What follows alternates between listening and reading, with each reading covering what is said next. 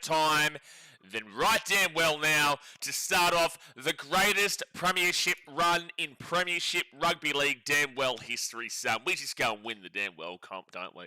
We just do it. Hey guys, how you going? So down BKRsport, we are live as the Cronulla Sharks will be taking on the Gold Coast Titans at what might be the very start of the most amazing premiership run in Gold Coast Titans history. Wow, it is going to be absolutely surreal. If you are new here, obviously, I am a very passionate Titans fan. So when you have the Titans streams comparatively to all the other teams and all the other games, it is going to be a different sort of stream where I am passionately supporting my team. So if you support the team that is playing my team at the time, unfortunately, it might not be the greatest. It might not be the greatest for you to sit in unless we're losing, which we'll never do, ever. But unless we're losing, then you may be able to enjoy or hate watching me and watching me cry and get frustrated and the likes, right? So that's kind of how these streams do go in comparison to our regular games. We obviously do have Manly versus the Canberra Raiders right after this as well. We saw a massive game last night where the Panthers got a big whooping over the Brisbane Broncos up there at Suncorp Stadium, and we also saw the Warriors get a big win over the Sydney Roosters. So far, we've also seen some just blowout games. You know, Storm absolutely whooping the Eels on Thursday, but at least Vegas, we saw two good games in Knights Cowboys, where the Knights got a 28-18 win, and Bulldogs got a 15-14 extra time win for the first extra time in Las Vegas over the St. George Illawarra Dragons. But yeah, today we've got Sharkies versus the Titans, Manly versus the Raiders, and tomorrow will be live as the Dolphins take on the Rabbitohs. But guys, hit that like button, subscribe if you're new around here. Like I said, do understand, read the room in regards to today's game, read the room in regards to Titans games.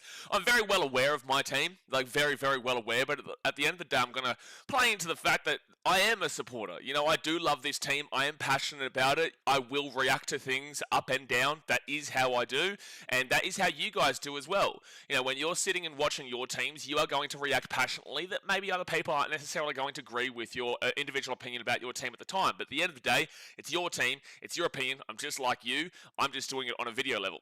I'm just doing it where people can sit there and watch me go crazy live on stream. But like I said, thumbs up, subscribe. Let's get into the two-team lineup. So the Cronulla Sharks, they play host to the Gold Coast Titans here at Ocean Protect Stadium in Sydney. The fullback for the Sharkies is William Kennedy, with the wingers being Sione Katoa and Samuel Stonestreet. Centres of Jesse Ramian and Kale Iro. The 5'8" is Braden Trindle, with the halfback being Nico Hines. Front row forwards are Adam Fanor-Blake and Thomas Hazelton, with number 9 being Blake Brayley, who is the captain. Go to the back row, Britt Nakora and Billy Burns, with the 13 being Jesse Colquhoun. Interchange of Sia Sifatalakai, Toby Rudolph, Oregon Kafusi, Braden Ueli, Hohepa Peru, and Chris Villela, with the coach being Craig Fitzgibbon. You go across this team. Now, I like the Sharkies. They're my mum's team, so I will always have a soft spot for my mum's team. But at the end of the day, when my team's playing them, I want to slap them. I want to absolutely slap them down into the nether realms of the edges of the earth and underneath the world, so just absolutely slap me into oblivion. It's going to be very difficult to do that today. The Sharkies are obviously the heavy favourites, and I have predicted them much higher than where I have predicted the Gold Coast Titans this season. You know, they are back-to-back preliminary finalists. They lost the Storm and the Panthers in those preliminary finals, but they just are a lot more collectively combined team than what the Titans are. The Titans are at the very start of a rebuild. You know, and yes, they're always at the start of a rebuild. They rebuild then they rebuild, and then they rebuild again, and then it just refresh it all. You know, they're rebuilding the rebuild of a rebuild that was originally a rebuild. That's what the Titans are doing. So the Sharkies, they should be prime. I've had really high hopes about this Cronulla team for many years now. I had them to win the comp last year pre-season. I thought bringing across Adam Fanor-Blake from the New Zealand Warriors was just going to be that real key signing that was going to take him to that next step, but they got to the same level, the exact same place as they did previously in the preliminary final, and then got knocked out in a game that was very winnable for them against the Melbourne Storm. For mine, it was very winnable down there in Melbourne, but obviously they couldn't get over the line. When you look at their team, Will Kennedy is on a one-year contract here. He got the extension. I think they're just kind of... even though they know who and what Will Kennedy is, he had such a good first half of last year before the second half he completely fell off a cliff and was a big detriment to their team.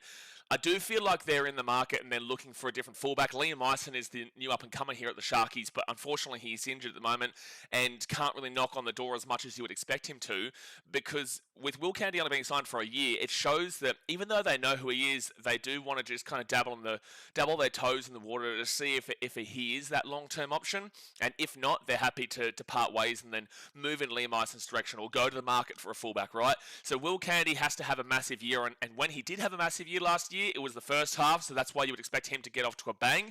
but I'm also quite low on Will Candy after the back half, right? So let's just see how he pans out. Their 2-3-5 is great. Obviously, Ronaldo Mulitalo is a big loss with his, I can't remember if it was Achilles or ACL, but it was a long-term injury there. God bless him. I hope he comes back sooner rather than later. Their backline's still great, though. Kale Iro, he's an international, with the Cook Islands, but he is a very strong centre. Jesse Raymond, he's very strong, has played New South Wales before. No, he hasn't played New South Wales. He was on the edge of playing New South Wales. We figured this out the other day. Hasn't played New South Wales, but he's been on the edge of it and played international. Obviously, Sione Katoa, international as well, and Samuel Stone Street replacing Mulitalo is pretty good. So that 2-3-5, you shouldn't be worried about at all. The biggest question mark is going to come to the 6 and the 7 this year.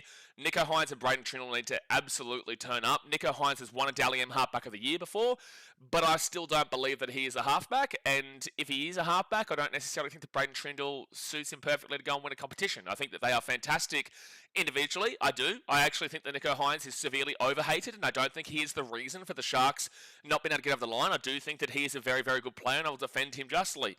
But it's getting to a point now, if they don't go and win the comp with these two guys in 2026, you do have to start thinking about, well, how do I improve this team? How do I get them over the hump? Is it because Nicho Hynes and Braden Trindle just don't know how to go and win that premiership? I've always said that I think Nicho Hynes is a 6, and Braden Trindle for mine has always been more of a 7. But they're not going to switch those roles now because they've played many years together. They're just going to play the exact same way. So there's no point making that switch now. You've kind of just, you've put the nail in the coffin in regards to that. You have to keep Hynes as the 7 and Trindle as the 6. But I think if it doesn't work out this year, I would consider moving on from potentially Trindle. Not that I think not that I think he's a bad player, but I just think maybe it doesn't work and suit this team. And I would shift Nicho Hynes into the 6 and I would try something else in the 7. That's what I would personally do, but that's something to talk about later on this year. We'll have plenty of discussions videos around that. It's just the thought process immediately. You go into the front row forwards of Adam Fanua-Blake and Hazelton. I love that. Hazelton is the clear second man in charge. Adam Fanua-Blake is the clear man in charge. That is why I genuinely believe they were going to be able to jump over that hump, that hurdle last year. Obviously didn't really happen.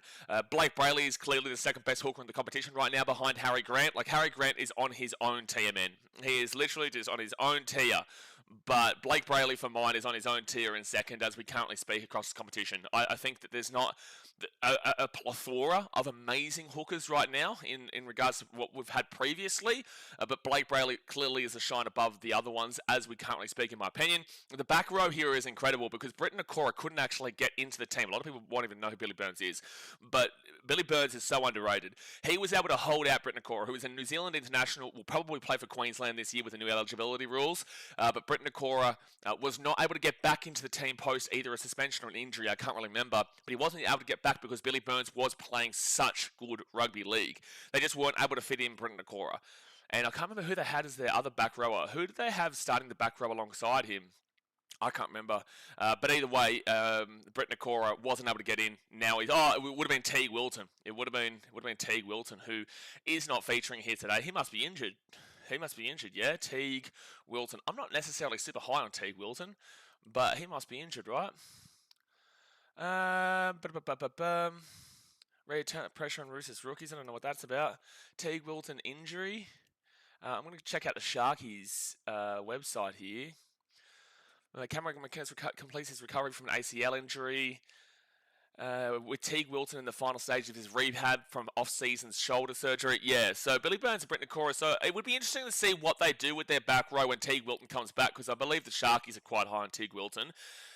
I really like Billy Burns and Britton Okora. I do feel like Teague Wilton might find it difficult to come back into this team once he is done with his injury there, with his surgery, because these guys together should actually be bolters. And obviously Jesse Calhoun is just in the mix right now to start that 13 with Cameron McKinnon coming back from his ACL.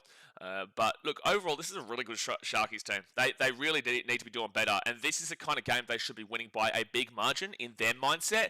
Obviously, I'm going to have positivity about my team, the Titans. I saw a lot of positives from the preseason, but we also saw the preseason, as you guys know, doesn't really mean jack shit. The Eels won the preseason and then got pumped, absolutely slapped up by the Melbourne Storm on Thursday night. The Tigers haven't played yet. The Tigers, they have a bye this week, so you won't be able to see if that really they came third in the preseason. The Titans came second in the preseason. The Cowboys came fourth in the preseason. So the Eels have gone and beaten by 50 points by the Storm, who came first. The Cowboys, they lost to the Newcastle Knights, who who won 28-18. So the two teams in that top four that have already played have already lost their games, and now the Titans play the Sharks to see if at least one of those teams can get a win. But that is currently the situation. That's why when we always say the preseason doesn't really matter too much in regards to anything spectacular, I do keep that in mind. But look, this Sharkies team, I do think is still going to be solid this year. I am having a little bit of an irky feeling of them getting over that hurdle and getting over that hump to actually get into that grand final. And it will come down to the halves of mine. But the Sharks team, they should be winning today. They really should be. Now for the Titans, their fullback is Keanu Kenny. Oh my gosh, he's unbelievable. Keanu Kenny with the wingers being on debut. Sialatili, Faimani, and then Philip Sami. Not on debut, Sami. He's played for many years now. Jojo Fafita and Max Fine, the new man from the Central Illawarra Dragons, comes into the starting centres alongside Jojo, who was incredible last year. The 5'8" is AJ Brimson with the halfback being Lachlan Ilias, who comes across from the Dragons. Jaden Campbell is injured for the first 3 to 5 weeks.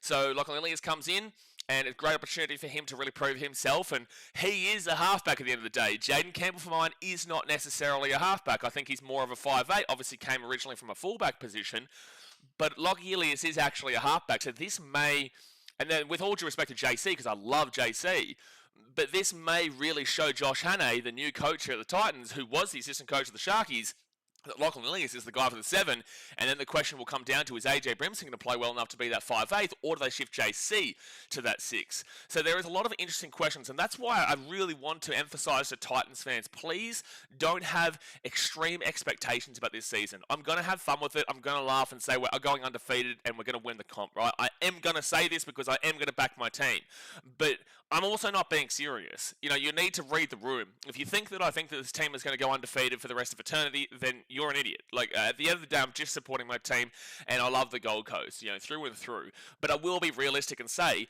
do not have high expectations of a top 8 finish this year. Please do not do that, because you will have a rough year if you think that they're going to be absolute world beaters. Have the low expectations, the high hopes, because if you have low expectations down here, and then they achieve those low expectations, you knew it was coming. You know next year is the year they're meant to push with this new system, this new organisation, tinkered with organisation, this new coach and this new team, right?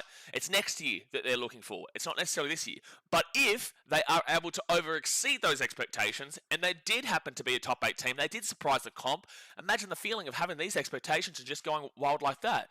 Don't have the high expectations. You shouldn't be having that. You should just be looking at this saying, well, we're a new team. We're in the middle, at the beginning of a rebuild with a brand new coach. You know, he's going to need a little bit of time here with this club, and the boys are feeling positive, and the team's feeling great. So is everybody, though. So is everybody. So just please do not have unrealistic expectations, but also we're never losing a game ever again. So the front row forwards are Mikey Fodawaker and Tino Fa'asuamalawi, who is the captain. Then you go to the 9, who is Sammy Verrills. The back row is Daddy Rama Howe gets the start, and Bo Firma as well. Then you go Chrissy Randall in the 13 with the interchange being Curtis Moran, Tukumhaya Simpkins, Cleese Haas, Cooper Byer, Luke Summerton, and Zane Harrison, with the coach being Josh Hannay. So I kind of just went off on a tangent halfway through the team list there, but at the end of the day, I feel like a lot of people do need to hear that, because, again, please don't be thinking this team should actually be a top 8 team this year. They realistically shouldn't, but anything can happen. So low expectations, very high hopes. Keanu Kenny is one of the better fullbacks in the game. I think that he's going to have an incredible year this year. Breakout year, maybe not necessarily because he's already broken out onto the scene, but maybe he could have that real consistent breakout year, where last year he was injured for the most part of the year. Throughout most of last season, he nearly actually had to medically retire, because of an injury that he sustained. But obviously he's back, and he's the New Zealand international fullback, and I think that he's going to be an absolute gangbuster here in 2026. So I'm really excited to see what he can do. Great man, great family. He's real humble, and I just know that he is right for the pick in regards to having a big time year. Really looking forward to seeing how Sila Latili Faimani comes through. I did really like Jensen Tumpope in the trials, and I didn't see a fantastic amount about Faimani, but that was the trials. Let's see him now. He's apparently got some really good defense about him, some real heavy hitting defense, which we did actually see in the trials, to be fair. He did come in and try and make those big hits, but he is on debut. So I do worry in regards to that against the Sharks team that has been a consistent continuation team for a while now. I do worry about that, but Jojo Fafita is a really, really good centre that's going to help him out dramatically in regards to, you know, just keeping him in line, letting him know exactly what to do and putting him in the right places. But on debut, I also feel like Faimani will show to the line a couple of times, and that will be a worry. Hopefully, Jojo can have the scramble, and the Titans scramble in that preseason game against the Storm was very, very good when they had the first great team on for the first half. Interesting side here of Max Fiona and Philip Samu, though. Defensively, this side is susceptible. Fiona is not a debutant. He's played at the Dragons before, and we've seen what he can do. He can be good, but he also can be on the other side. Same with Phil Sami. He's not as good as he was 5 years ago, but he still is a tough runner of the ball. He gets those heavy hits back in. He can have an absolute massive game of 250, 220 metres run in the game. He can do that, so I hope that him and Fine work out alongside each other. Obviously, Brian Kelly not here anymore. He is at the Parramatta Eels, so we have adjusted in this back line in the centres for the first time in a long time. So it'll be interesting to see how Philip Sami works alongside Max Fine there. The halves, obviously, we've spoken at depth about. We'll speak about it when I'm sure there's going to be comments about them, to be completely honest with you. So we'll talk about that a little bit later. But obviously, Ilias is the 7, AJ is the 6. Do I have full confidence that AJ is the 6? Not necessarily, but he did have a good game in the trial. The only issue that I have with the Titans halves this year is who is the kicking game. If Ilias is here, at least you've got the kicking game. Whether you agree or disagree with him having a good kicking game, doesn't matter. He at least is the kicking game compared to Jaden Campbell, who is good for a very, very high ball, not necessarily placement per se. I wouldn't say that JC is great with his placement of his kicks. I wouldn't necessarily say he's precise with his kicks, but he is very good with the high ball and the big kicking game. Whilst AJ Brimson is very good with his grubbers. He's one of the best grubber kickers in the game, but it's very limited in regards to the Titans halves there. You need that placement precision kicking. So that's why Ilias is there, or maybe even Zane Harrison, who is on the extended reserves, the extended bench here today, which would be nice to see him get a bit of an opportunity, but I don't know if Josh Haney is going to do that, especially with him being so young in his career. I don't know if he's going to debut him off the bench. The six-man bench does not mean that you're going to see every single person on the six-man bench. You can only use 4 of them. The only reason you would see Zane come in is if Ilias or AJ Brimson got injured. Zane then comes in. If it's foul play, then you'd probably still see Luke Summerton come in over Zane Harrison. Harrison is a pure direct replacement if one of those halves do go down. But I am really excited about what Zane can do. The issue with the Titans halves will always come down to their versatility in the kicking game, because those halves of AJ Brimson and Jaden Campbell don't have the versatility there. Lockie Ilias, on the other hand, is a 7. He does have that kicking game. Whether it's good or bad, another question, but he does have that kicking game. So at least we know who the kickers are going to be going through tonight with Ilias. Then you go to the forwards. On paper, this is always a really good forward pack. Even when the Titans were coming fourth last, second last, all this kind of deal, they had a good team on paper. Moeaki Fotuaika and Tina Fa'asuamaleaui are both international representation. Australia for Tino, Mo for Tonga, both for Queensland. And then you had Jimmy Jolliffe, who is so unlucky to be out with an ACL this season, and he is out for the whole year. That is a monstrous forward pack in regards to Mo, Tino, and Jimmy, because Jimmy was super underrated. People just didn't watch enough Titans games to understand that. They've got Tukumhaya Simpkins there off the bench that he's going to implement well. Cooper Bai is obviously one of the best up-and-coming talents in the competition. Everyone's talking about Cooper Bai being the Rookie of the Year this year. Will he get enough starts to get over the likes of Hiamasi Makasini from the West Tigers and the likes? I don't know, but Cooper Bai absolutely has the ability to be the big bopper this year. He's just a little bit unfortunate that Chris Randall is so good in that 13 that's holding him onto the bench rather than him being able to come into that starting 13. But Cooper Bai is a great little rotation player there, up and coming. Curtis Moran is so tough. Tukumhaya Simpkins as well. But I would have still loved that Jimmy Jolliffe, because he's an Irish international, very strong player. And when Tino's out, he was the main man in charge, which you would have expected from Mo, but it was more so Jimmy. So overall, the forwards are always going to be very strong on the Gold Coast, but it's about the output that we do see, and we haven't been seeing necessarily the output to represent and relate to what we've seen on the paper.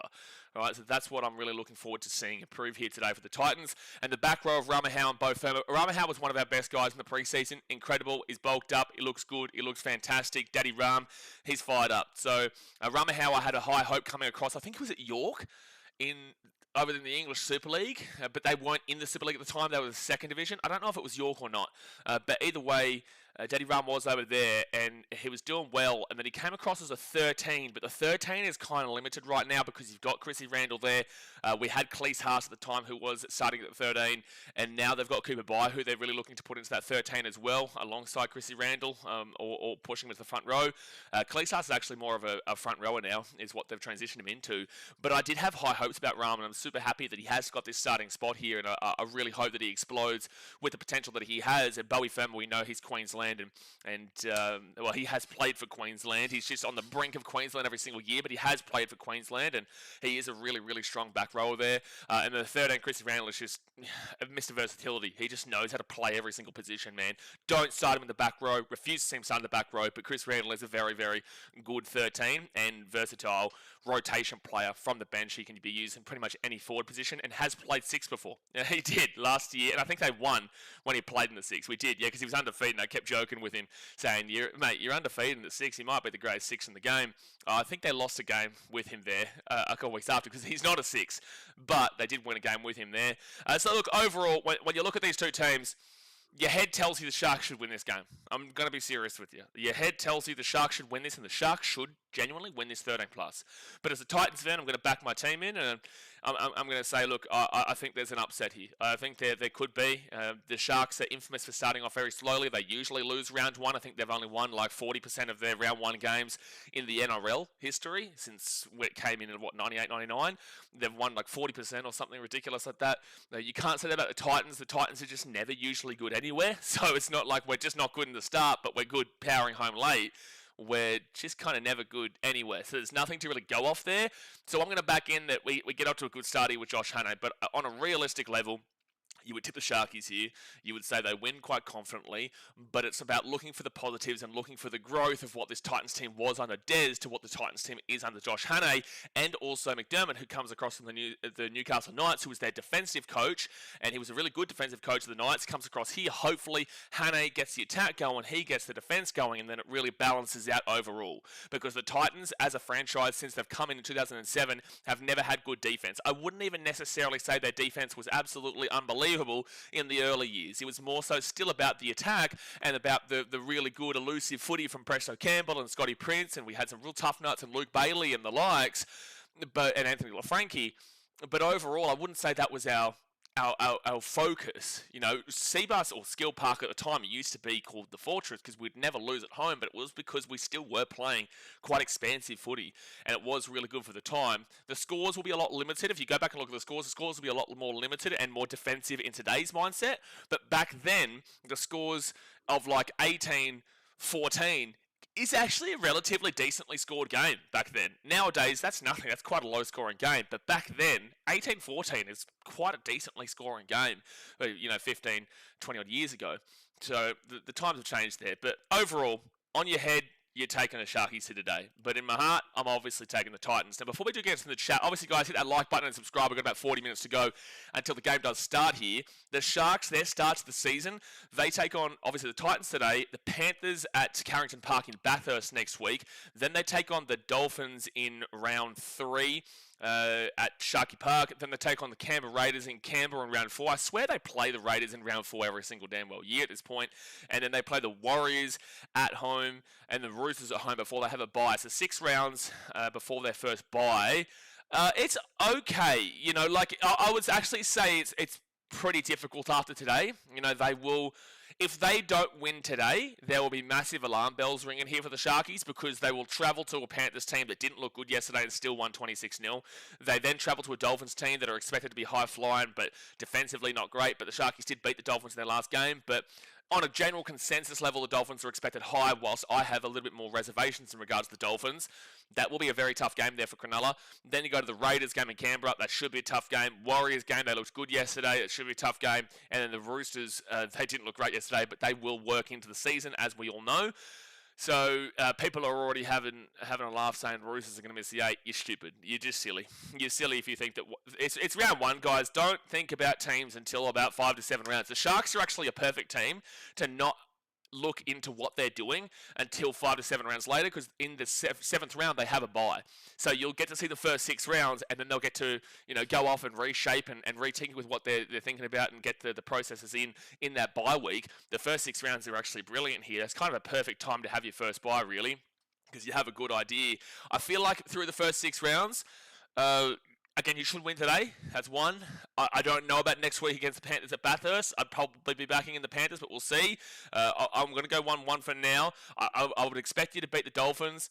So that'd be 2-1. The Raiders game, look, I would honestly expect that you should be able to get through that with the Raiders having a different half. So I would go 3-1. If you don't at least have 4 wins from your first 6, which is a tough amount. It is tough, but if you don't have 4 out of your first 6, I would start to be slightly concerned with this Sharks team. They're a very similar team to recent years, where they can't get over the hump of beating the good teams, but they can always beat these, preconceived lesser teams, right? We all know that they're still professional teams at the end of the day, but preconceived lesser teams. You should be beating the Titans here, but if you don't do that, you have to go 4 from your next 5, and I just don't know if you do that. So that's kind of my marker for Cronulla. You'd want to be 4 from 6 in your first 6 rounds before you have your bye, is what I would be linking at. But let me know in the comment section if you disagree with that or not. Moving on to the Titans now. Our first few rounds is against the Sharks, obviously here away. The Dolphins at Suncorp, and then the Cowboys in North Queensland. You'll notice that we don't play a home game, and that's because there are some football games, I think, in the Asian Cup for the Matildas and whatnot. I think that's happening at Seabus and the likes. That's why we're not able to play at home in the early part of the season, which is what happened, I think, a couple of years back, maybe 2 years ago or something.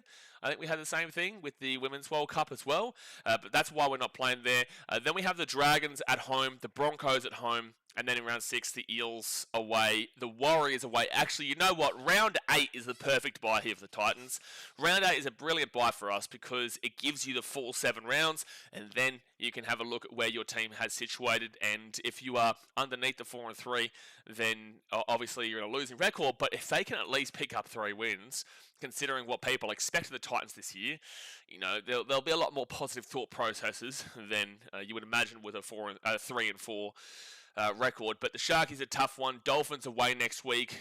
It'll be interesting. It'll be a high-scoring game for mine. Just got to hope. Well, the Titans have beat the Dolphins in the preseason, but they also beat the Dolphins in the preseason last year, and then lost the first ever game for the Dolphins. First win for the Dolphins last year came off the back of the Titans after like 5 weeks. So I do understand preseason. The Dolphins will be an interesting one. Cowboys shouldn't be too tough, but at the end of the day, every team should be tough for the Titans. They should be expecting the best out of every single team. The Dragons, the Dragons usually get over the top of the Titans, but on their own merit, and ignoring the fact that it's the Titans playing them, on their own merit, the Dolphins are 50-50. The Sharkies are good. The Cowboys are not that great. The Dragons are not that great. The Broncos should be good. I know they looked awful last night, but they should be good.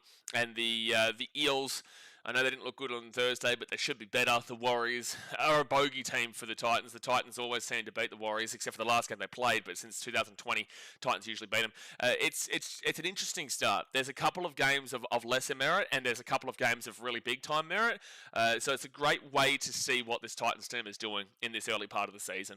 But look, that's the review of today. Now, if the Sharkies want to go, or whoever wants to go to the top of the table, you have to win by 48 points or more, because the Storm won by 48 against the Parramatta Eels. If you want to go into second, you have to go above the 26 points the Panthers beat the Broncos by. If you want to go into third, you have to go above the 24 points the Warriors beat the Roosters by. If you want to go into fourth, you have to win by 10 points or more to go above the Knights. And if you want to go above the Bulldogs, all you have to do is win, because they only won by the 1 point. But then you do have the Manly Raiders game later on today, and then you do have the Dolphins versus the Rabbitohs. So, look, just don't lose big. Just don't lose big. Just show us some positivity. Show us something to hopefully, get excited about this season. But, guys, hit that like button. Subscribe if you're new around here. Obviously, check out the merch in the chat, in the description and the pinned comment for Built to Bite and Written Off, but still turned up for both these teams. But let's get to this chat and let me know some score predictions. Sam says, start the stream early, lad. Where are you? Hey, brother, it's half an hour before the game started, and I started up an hour beforehand. How early do you want me to start? Did you want me to start at 2 a.m. last night? Did you want me to start yesterday for this game here today? I started an hour early. before the game started because we had a lot to talk about, and you're asking me, where am I? Start the stream early? Come on, man. I've been talking for half an hour about these two teams, and I've been talking for half an hour about these two teams. There's still half an hour to go until the game gets started, and the bro's telling me to go earlier than an hour. Unbelievable, Sam. Unbelievable. Gee whiz, man. I was a local, eh? Ben says, hey, Mr. BKR, get around you, Ben. He says, finally, you're an idiot. You are him up at... Ben says 74% Sharks, over 26% Titans in the poll. What are people smoking? They just don't get the absolute serenity that they're going to have from watching the Gold Coast Titans this year. You know, they just don't understand the absolute peak of the power of the might of the Gold Coast Titans that you're going to be seeing in 2026. They just go and win a comp. They just go, I just realised I don't have my audio on. Now my audio is on my headset. There we go. They just don't get it. They just don't get it, son. Oh my gosh. People need to start getting it. Come on. Ben says, did you see the Bronx fans having a brawl? You love to see it. Did they really? Oh, I don't like to see. Like at the end of the day, I don't like to see it. I know Suncorp Stadium, what happens there. I'm very well aware of it. Very well aware of what stadiums are more aggressive to be a part of, and Suncorp is one of them. Lagan says, was a bit of a hug fest. Ben says, I did see Hayden's vlog last night, and commenters saying there's a positive to take from that match. Russell being your first try scorer and score the first try he did. If you're saying that a positive is scoring the first try in a game you lost by 48 points, and that was the only try you scored, there's an issue there, Ben. The mentality is not right there. That is not a positive. There is... what you need to do with that Eels versus Storm game is say there is zero positives out of this game. It's only round one. The only positive is that it's round one. In the game itself, there is absolutely negative positives. There is no positives from that game. Fuck scoring first try. Who cares about scoring first try if you concede 50 points and lose and that was the only try you scored? That means nothing. There's no positive from that. The positive is that it's only round one, which has nothing to do with the individual game itself. It's just the round that it's in. So, no. No. Sean Russell scoring first try is not a positive. At the end of the day, they still conceded 50. Rodder says, slap the Sharks from behind. We're going to slap them from the front. We're going to slap them from behind. We're going to slap them from both hands like that, son. Just like an absolute sandwich right across the cheeks. Oh, right across the damn well cheeks. Sam says, this is Rugby League Stream. Well, don't tell him to go away, but just tell him Rugby League Stream. Sam says, side note, New Zealand got to pump yous. Up the Kiwis. Far up the Kiwis. Davina, so just jump in to comment here, mate. Please use cricket streams for cricket chat. We will be here for the India versus New Zealand T20 World Cup final match tomorrow night. Use that for cricket. When we're talking rugby league, we're going to respect the rugby league. When we're talking cricket, for the most part, we respect the cricket. Cricket is a lot more elongated of a game, so sometimes you'll see rugby league chat and sometimes you'll see other sports creep into those cricket streams because of the elongated way that game is played. Whilst rugby league is very bang, bang, bang, bang, bang, bang, bang, we do really focus here on the rugby league. So use the cricket streams that we do. There's going to be plenty of them. We do have the T20 World Cup final tomorrow. We have an ODI between Pakistan and Bangladesh on Wednesday. We are still cracking on with cricket streams post this World Cup. So use the cricket streams, bro. You know, we appreciate you for supporting the channel, but just use the cricket streams. Sam, we're back in for New Zealand. Get around it. Michael says, Blaze, did you see a Broncos fan brawl video going viral? I haven't seen it. I didn't. I've only just heard about it now. But with that being said, I'm sure it would have been a couple of handbags being thrown. Scott Burton says, is that a real moustache, or did a fella give you a dirty Sanchez before you came on stream? No, this is literally just in solidarity of Travis Head, man. I'm getting rid of it soon, to be honest with you. But I had it for the T20 World Cup. I just decided to chuck it. I've never had a moustache before, and I just thought it'd be quite funny. So, yeah, no, it's the dirtiest of stashes that ever did dirty stash, mate. But, no, I just had it for this T20 World Cup in solidarity with the absolute legend that is Travis Head, mate, the GOAT of all that is GOATs. Sports Life, if the Titans win today, they are officially better than the Broncos always and forever. Now, this is a man who gets it. Now, when I think of someone who gets it, Sports Life, you get it. Mike Cool says, Titans going undefeated. All the NRL teams won't know what hit them. They won't know what hit them. Did you expect me to throw an uppercut just then? Did you expect me to throw an uppercut? I bet you didn't, because that's what the Titans are going to be doing. That is what the Titans are going to be doing. How's the Rookie of the Year medal work? What do you mean, Ibrahim? Okay, well, let's put it this way. The Rookie of the Year gets the medal. the player who is basically a debutante this year. Has to have played like less than 7 games or something on professional level. If they are the best of that bunch, then they win. I don't know really what you're asking me here, but I don't really know. Sports License Titans, the bogey team of the Sharks? No way. Used to be, no way. No, not anymore. We haven't won in a while against the Sharkies. Like, if we go back to last year, we did beat them in Coffs Harbour 2 years ago. We did beat them 2 years ago in Coffs, but last year, I think we got slapped both times. Last year... And we only played them once last year and we got slapped 54-22 at Cronulla in round 24. But I remember 2024, we beat them in Coffs, but then they slaughtered us at Seabars. Yeah, so we beat them 20-16 in Coffs, and then it was like 5 weeks later, they beat us 44-0 at Seabars. So, yeah, that happened. Outside of that, 2023, we didn't go too well against them. In 2023, we lost to them 36-6 in round 24. We love playing in round 24 down there at Sharky Park. And then 2022, when we took on the Sharkies, it was 25-18 Sharks. Oh, such a close game at Seabus. I remember that game. That was brutal. That was a brutal game. Yeah, I remember that, 25-18 the Sharks, and then we went down to Cronulla and lost 18-10. That was at Coffs as well. 2021, I feel like we might have beaten them in 2021. I feel like we may have got one game against them, maybe, because that was the year we were pretty good. We lost the 8-10 the first game at Coffs, because they love playing us at Coffs.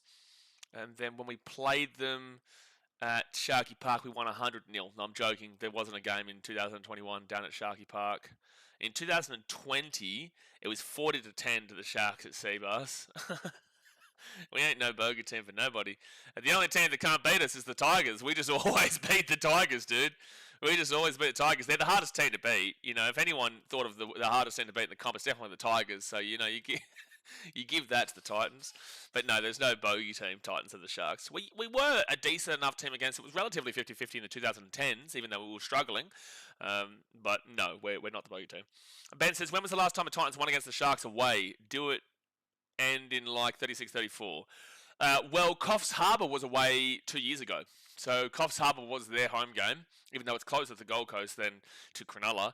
With that being said, we did beat them 18-10 or whatever it was. I can't remember. No, it wasn't 18-10. It was like 28-20 or... I can't remember. We literally just looked at it. Reese's up the wires. Ty says, who's the new Titans debut? Sialatili Fayamani. Fire him up. We beat them in 2016. There you go. That's the one. Staggs was very on Staggs like last night.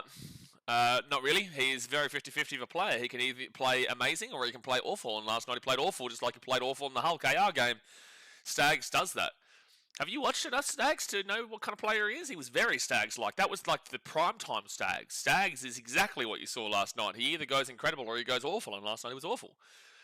Everyone says, but I don't know if you count Coffs Harbour as a home game. Well, it is their technical home game. They have played us there multiple times, and they use that as a home stadium, so yeah. Nate says, whoever wins, I'm expecting a high-scoring affair. Look, I slightly disagree. Like, yeah, sure, there could definitely be a high-scoring affair based off of recent years, but the Titans have obviously shown impact in regards to their defense in the preseason and trying to focus a lot more on that with Brian McDermott. And Josh Hannah comes in and he knows the Shark system well. The Titans have shown signs of progression in regards to the defense.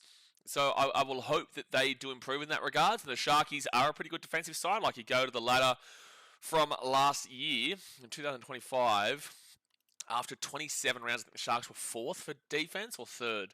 So they gave up 490 points. Give me 1 second here. They were behind the Bulldogs on 414, the Storm on 459. They were the 3rd best defense. No, 4th best defense. The Panthers had 469. So the Sharkies with 490 was the 4th best defense in the competition, whilst the Titans had the worst defense in the competition. But this is a different team now. This is a different Gold Coast Titans team that I hope has shown progression in regards to it from the preseason into the regular season. Aspect says, good luck today, sir. Beat the scum from Cronulla. Well, I'm not going to call them scum, mate. I do like the Sharkies for my mum, but also they're scumbags today. They're scumbags today. Fire out starts sooner. Gee whiz, does. Fire up. I was expecting you to start at midday. Well, I did start at midday my time in Vietnam. I did. Should have started at 2 p.m, mate. Why don't you guys just leave me alone? Amin Anon says, do you not like AFL no more? I do love AFL, but I just don't stream it because I can't stream it because I'm streaming Rugby League. I haven't streamed AFL in years, man. That doesn't mean that I don't like it. I still watch it. I love the Premier League and I love football, but I don't stream it. I love baseball and love the Cubbies, but I don't stream it. Love the NFL, love the NBA, love Super Rugby, love the the women's volleyball of Ukraine. We're big fans of it, but we just can't stream it because it's on at the same. This specifically with the AFL, it's on at this time of when the Rugby League is on. Sean says, afternoon, make it rain. Shauno. Dasma says, only positive is that the Eels logo looks like HIV positive. Does look like an STD. No, you are right. That is a good positive there. Nate says, no, you got to keep the Donny Fry stash, mate. It's going to be going so much. I'm going to start doing a Charlie Chaplin soon. Margaret says, I remember Big Adam calls the Mo porn star Mo on the vlogs back in 2024. Big Adam. Oh, you're talking about Guy Fieri, Adam. Get around, Adam. Get around Guy Fieri. What a man. I never had a Mo back then, though, so he must have been talking about someone else. Dasmate says, so crazy the best player in their first season of professional rugby league wins that award unless he gets screwed by bullshit suspension like Lachlan Galvin did. Well, no. But yes, you are right in regards to the first season of professional rugby league. It's crazy to think. Ibrahim says, good to see you choosing the Sharks to win so other people can get ahead of you in the tipping comp. Very generous man. I'm a generous man, I am. I am a very generous man. No, I have to, whilst I am a very passionate Titans fan and I will back my team in when it warrants it, as a content creator, I do want to try and put my best foot forward to giving a genuine analysis on the team rather than just blindly tipping them. And if people say, oh, only true fans tip their teams, you can fuck right off. I just don't think that I don't think that that's necessarily true when you're trying to provide content to discuss and analyze what you're watching. And there's no point you listening to anything that I have to say if I'm just going to blindly tip the Titans every single week. If you guys want to do that as a fan of your club, feel free to do that. I used to do that. But if I did that, there would be literally no purpose to ever listening to anything that I have to say because it would all come from a Titans mindset and it would all come from my team is the greatest team ever and blah, blah, blah. And whilst I'll say that and get into it, at the end of the day, I wouldn't listen to somebody who only tips their team every week. I just wouldn't. There's no point listening to the analysis on that game specifically. Aspect says, really like the overs this game. DJ says, Sharks 13 plus, KL 2 plus. Yeah, we'll see, man. At the end of the day, the Sharkies would be expecting to win this game very, very well, but the Titans are in a brand new era now, and hopefully this era shows some positives and shows that they are in the right trajectory. The fact that they've chosen a direction is all I needed to see. I didn't need to necessarily be proven that it's the correct direction, but we had no direction under Des Hasler. We had nothing to go with, and we were looking at just mediocrity and coming last and bottom four every year with Desi, and whilst I don't hate Desi or don't dislike Desi, I disagree with a few things that he was doing late on in his Titans tenure, and it was time for a change. And at one point last year I said, what is there to look forward to? There is absolutely nothing to look forward to right now. We are looking at mediocrity permanently, and we're looking at poor coaching selections. We're looking at a club that clearly doesn't want to play rugby league right now. Our organisation was absolutely shit house. They were upping membership prices, and despite the fact that, again, we were sucking every single year, so the fans were getting done over hard, and it was such a hard time. It actually really, really hurt me last year. It hurt me. I love this club, and it hurt me to come out so frequently against this club and to negatively, talk about them. I didn't want to do that. I don't want to do that, but I felt the need to do it. And everything that I was complaining about ultimately was changed last year. It's not because of me, but it means that I was recognizing it from an outside, and I'm glad that they recognized it internally. Right, so I just need to see a direction. And going with Josh Hannay, getting McDermott in, love the Kellys, but obviously now they've got Frizzels as the complete ownership compared to the 50-50 split of the Kellys and the Frizzels. Again, love Daryl and Joe Kelly, but it just showed the intention to change organisation, readjust, retinker, and put us on a different direction. So we wait and see if it's the right direction, but at least it is a direction. So I don't need to see us actually go and win this game. I want to see us win this game, don't get me wrong. I want to see the Titans go and win this game, but it's not a necessity in my mind. But also, we're never losing a game ever again. Serpent says, even at BKR, top 8 charge starts now. Number 1 charge permanently starts now, Serpent. Permanently starts now. Oh yeah, also, I will drop this, like I said, only for this week. If you aren't in the tipping competition yet, it is free. You will win a merchandise package of your team at the end of the season if you do win it. I'm currently in 4th, and the only reason I'm in 4th is because of those damn well Chooksters. The damn well Chooksters against the Wars. You're a bunch of frauds. You are a bunch of frauds, son. Bunch of frauds. How dare you? How dare you allow me to tip you yesterday against the Warriors and then you go and look as poor as you did? How dare you, Chooksters? Hainsey. You know what? That's it. I'm sending him a voice message. I'm sending him a voice message. I'm blaming Hainsey. I am blaming Hainsey. Where is he? Where is he?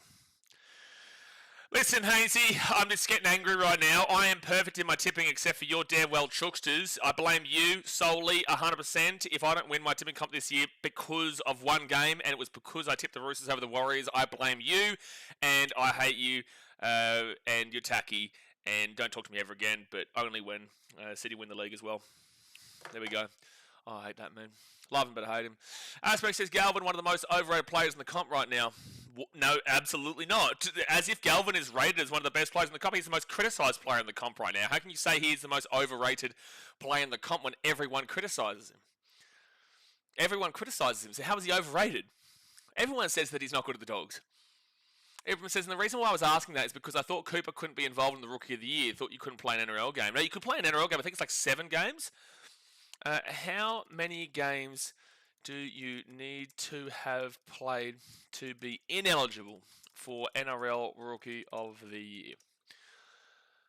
To be eligible for Dally M Rookie of the Year award, a player must have played fewer than 5 first-grade professional matches in any competition, including the NRL, English Super League, or top-level Rugby Union 7s in previous seasons. Yeah, that's why Nwanga Tuwase couldn't win it. That is why Nwanga Tuwase could not do it. Yeah. Oh, Josh Hannah is talking. I'm going to listen in as I'm talking here. Hold on one sec. But it's less than 5 professional games. Desmond, speaking of frauds, how about in Broncos? Plenty of fraud action there in Brisbane last night. Plenty of fraud action. Nate says they got Titans at 11.5 start at 190. Not bad odds. Fire it up. Aspect says your mum is the only Sharks fan that's not a Muppet. Yeah, no, I'd agree with that one. I would agree with that one. Robbo says, afternoon, everyone. Get around you, Robbo. Get around you, son. Andrew says, hey, BKN, everyone. Get around you, Andrew. Lockie says, let's see how Titans are this season. Can't wait for this game. Can't wait for it. Manly says, tipping Sharks, but want the Titans to win. I just want a good game, man. Like I said, I don't expect to win, but if we do win, it'll be massive for the momentum of the team and to get them onto the right foot. Overall, I just think they need to lose this game by less than 1 or 12 to put them onto the right foot mentally as a club going forward. Which might sound weird to some people, but at the end of the day, this club has been struggling. They have been struggling their entire history, and as long as they can show positives and not get blown out and then really push up against the team, next week when the Titans next week in round 2 will take on the Dolphins, that is a very winnable game, and if anyone says it's not, I don't feel like you watch the Dolphins enough. I think you're on the hype wagon. The Dolphins are a very winnable game for any team, as long as you can score more points than them, because they will allow points. It's just they will allow points. It's just their attack is really, really good. So if you've got some good defense and some good attack, you will beat the Dolphins. You just will beat that Redcliffe team. If you've got a really good attack and a really good defense, if you're balanced, you will beat them because their defense sucks. Their defense is shithouse at Redcliffe. It sucks. Go and prove it wrong tomorrow. Go and prove it wrong this season. But at the moment, you have shown no reason to believe in your defense. Not at all. Jimmy James says, I'm a true Para fan. I always tip them to be shit as usual. Yeah, look, valid, Jimmy. Valid. Lagan says, got to respect Des and his coaching career. Probably a top 10 coach of all time, but from 2023 to 2025, he was genuinely a bottom 8 coach for 3 years. His back end of Manly days is a hard one because I believe they would have been a top 8 team in the year of the gay fiasco with the inclusivity round. I believe that if it wasn't forced upon that club and didn't force the issue at Manly for their players to stand down and Desi to back the players and all that kind of stuff, I had them finishing in the top 8 over the Roosters, but they played the Roosters that week when the players stood down, and that was the big game they needed to win, and they got pumped, obviously, because there was too much situation going on around the club. So I feel like his latter days at Manly are too harsh to criticise, and then obviously he left at the end of the day. Des is a top 10 coach of all time, minus when he's gone to the Titans. Minus when he's gone to the Titans. And you can make an argument of his second stint at Manly, but at the end of the day, 21 did still happen with him and Tom Trbojevic and the likes, and he still did show signs that he could pick that fullback out, he could pick that team around and did get it going. But overall, that inclusivity round was the issue in regards to his tenure there, and they obviously got rid of him. And I don't think they should have. I don't think they should have got rid of him, but they did. And I think he would have been much better staying at Manly than coming to the Gold Coast, because you look at the Gold Coast and you say, well, was it Des? It's a good question. Was it Des? Because the Gold Coast have never had a coach really sit above 50%. I don't even know if Johnny. One second. I don't even think Johnny Cartwright had above 50%. Gold Coast Titans coaches win record. John Cartwright had 45.3. Oh, so Josh Hannay.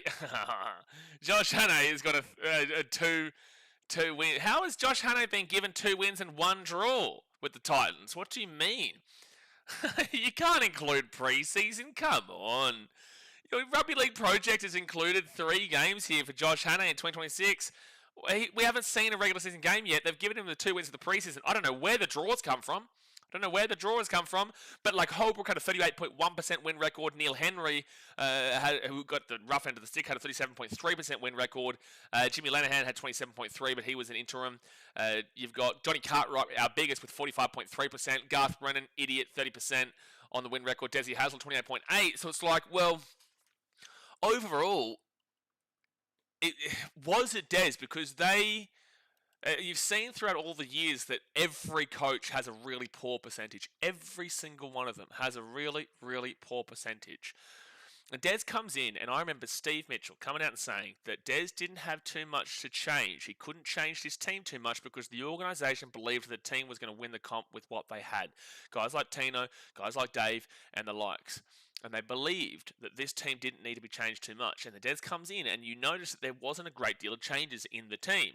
So Des was kind of working with Justin Holbrook's team. It's just that they believed they needed a more professional coach, a bigger time coach who has gone and proven it before, to come in and get the best out of that team that Justin Holbrook had picked. But that's not necessarily what suited with Des. So there is a lot of niche intricacies in regards to Des and why it didn't work out and this and that. I don't just think Des wasn't good. I do think that he was getting silly later on, but I also don't think that ultimately that was his team as well.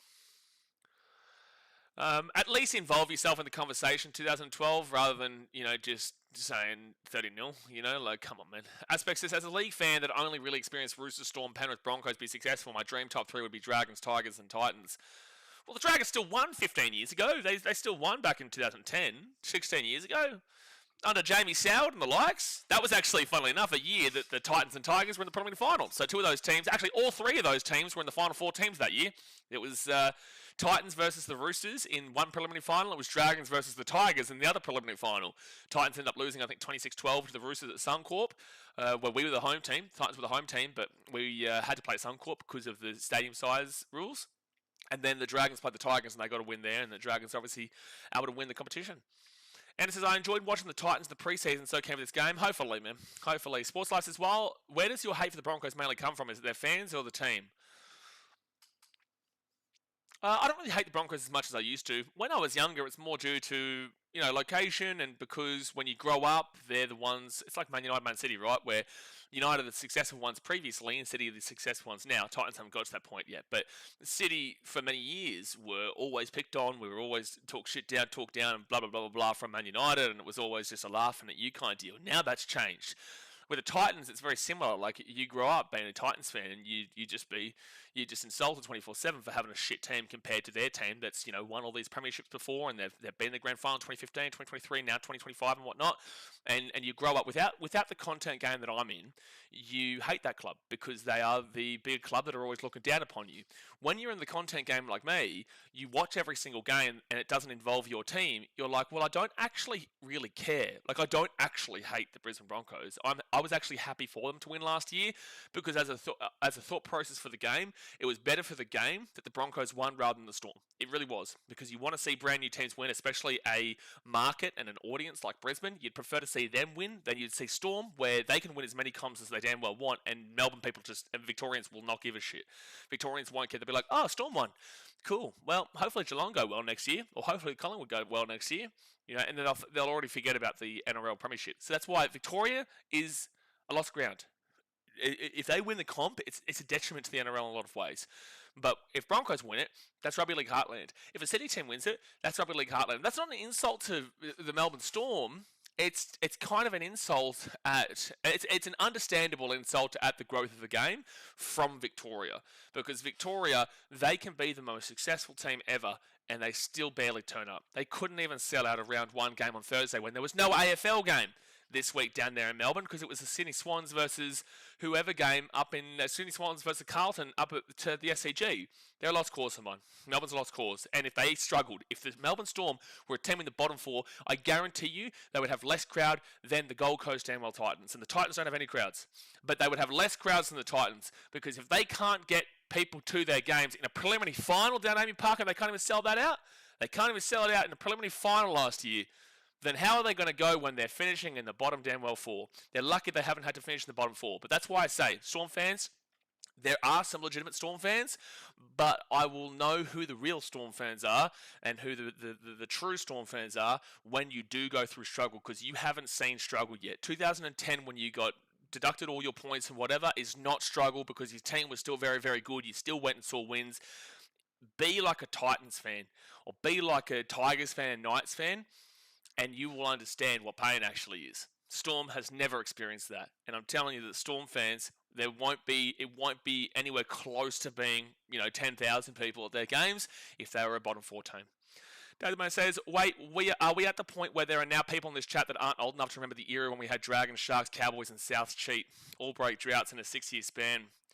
Yeah, that's true.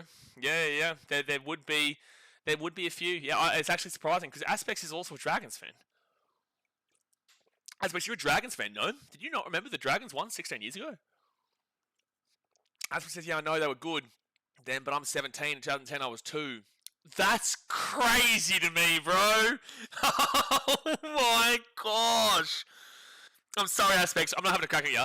That is wild to me that you were 2 years old in 2010 and you're 17. I'm sorry, Aspects. That's just... Dude, we are actually unstatus, lads. We are actually old. We are actually old. Oh, dude, we are actually old. 2 years old when the Dragons won in 2010. Like, man, that's crazy to me, bro. That's wild. I can't even fathom that. 5 minutes to go until the game starts, guys. Hit that like button and subscribe. I can't even fathom that internally.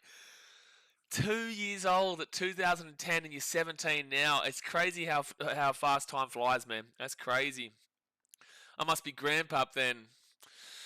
That's actually kind of the first time, Shauno. That's the first time that I've sat here and I've actually been like whacked with the like an age thing. Not like me being old, but like how fast time goes from how 2010 is now. Like a whopping 16 years ago kind of deal. Like that's wild, man. Richard says, Storm fans expect wins by at least 30 or it's a monumental failure. Exactly. Nay says, Melbourne don't deserve an Origin game either. We need to give one to New Zealand. I don't think it should leave New South Wales or Queensland, but that conversation will come up later. Andrew says, they had a massive hype heading into it with all the drama. What are you talking about? Yeah, Abram says, that Aspects, that made me feel old. Thanks. It's crazy, bro. Otherwise, says, sorry, Calvin, I have the Sharks winning. So do I. But I just want to see a good performance here. Victoria creating top players in league and union thanks to the Polynesians. Sure about that? Compare that with the rest, but sure. How many rugby league players right now in the first grade competition are of Victorian descent?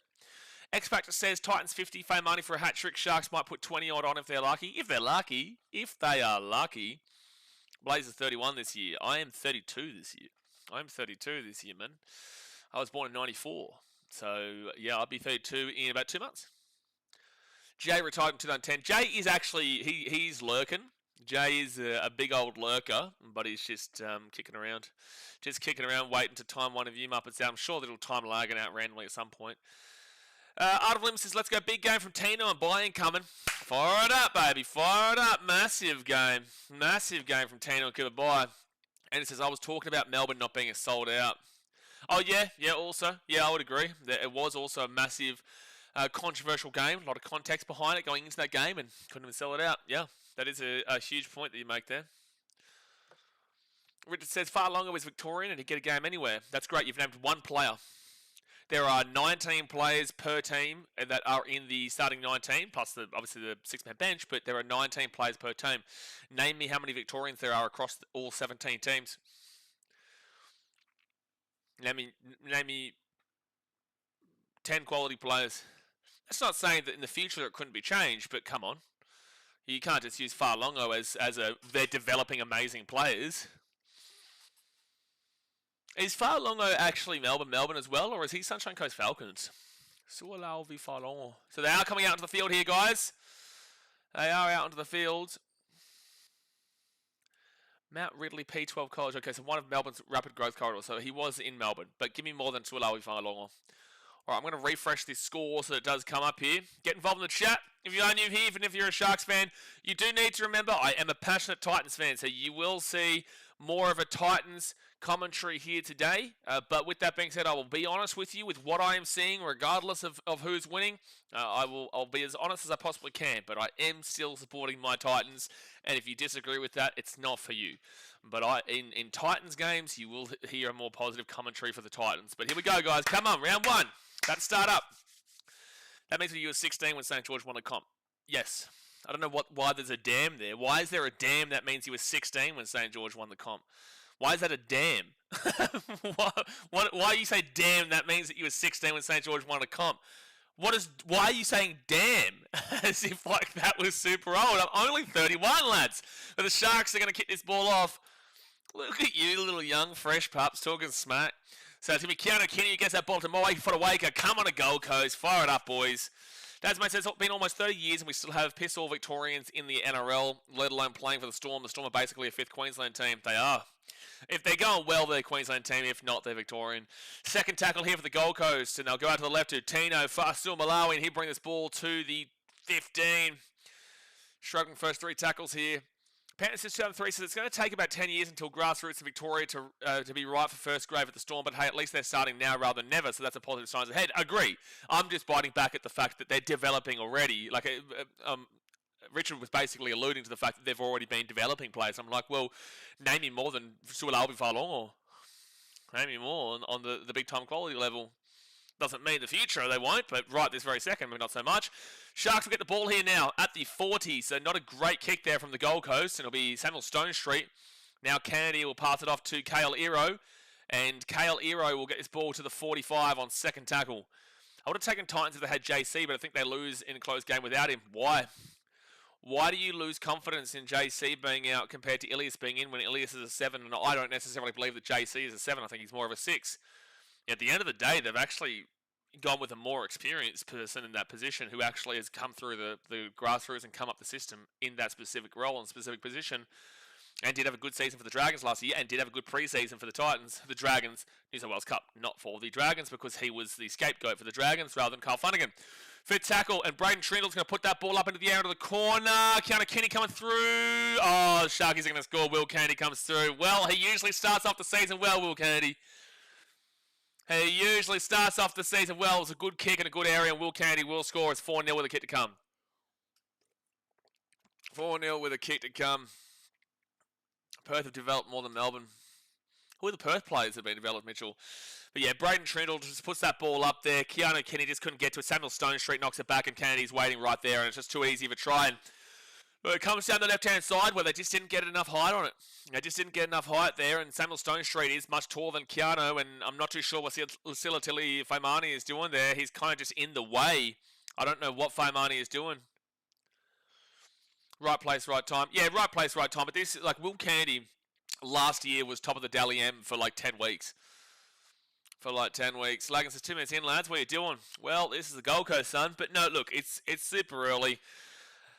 I hope it's not a sign of things to come, but super early, that is very frustrating. I am a bit confused about what Faimani was doing. Faimani was more of a detrimental factor to that than anything else. All right, so Nico Hines to convert this kick from the left-hand side. Most points in NRL 2025, Jermaine Sarko had 278, Nico Hines had 228, Jamal Fogarty 192, Nathan Cleary 194, and Scott Drinkwater 184. And Nico Hines from the left-hand side, he will make the kick. So it's 6-0. Cronulla, 4 minutes in. Hey, Titans, you know you've started the season now, right? You know you've started the season now. And it's passionate Titans fans what I'm strapped in for. Good. Not everyone thinks that way, though. Not everyone thinks that way, unlike you, Andrew. Most people are surprised when they see someone actually passionately supporting their team. It's like if they're shit, you're not allowed to support them. That's like a weird thing that people have when they're viewing content creators and viewing people on streams and videos and whatnot. It's like if your team is shit, you are not allowed to support your team. But if your team is good, you're a bandwagoner and I hate you. It's like if you're a content creator, you're not allowed to support your team. It's really weird. So the Sharks are going to be 22 metres out, first tackle. Lagan says pre-season Titans would have stopped that. Exactly right. Exactly right. So it's going to be second tackle now for the Sharks, and they're going to be 28 metres out here from their own line. David says, I thought you couldn't use one hand to bat the ball back. That's actually true. That's actually true. They didn't even look at that. That is actually true. Yeah, there is the rule of you're not allowed to hit the ball back with one hand. That's actually a very interesting thing you've just pointed out there. That should have been a disallowed try. Damn. Has the commentary brought that up? Did the commentary bring that up? I wasn't even focusing. Oh, they're going to get a 6 again here, the Sharks. That is actually a correct call from you because you're not allowed to go with one hand, knock it back, and that's exactly what Samuel Stone Street did. So that is a rough call to actually start off with here. So Braden Trindle gets it off to Thomas Hazelton. Hazelton's going to be at the 22. Didn't bring it up, yeah. I wasn't even thinking about that at the time. So Adam Fanor-Blake, he's going to be 15 metres out from the line. Third tackle. Sports Lights of this game's already rigged, not surprising. I just don't think they even... There's so many rule changes and so many things that get adjusted. Oh, Billy Burns! Jeez, he was good last year. Gets so close, but he'll be held over the line. There's so many rule changes and so many things that get adjusted that they don't even remember their own rules. A bunker here. What are we looking at the bunker for? He's well held up. Yes, it's a newish rule. It's a new rule, Mr. Mojo. They held him up. Why are we even looking at this? He clearly gets held up. It was a good run from Billy Burns, but he definitely gets held up. Is that a new rule? Surely not. Yeah, no, it is a new rule. Oh, they're saying if he maintains possession here, because I was like, he definitely holds him up. The referee's in the way of being able to see where the ball is. Oh, he's lost that ball there. Is there a hand from a tight on it?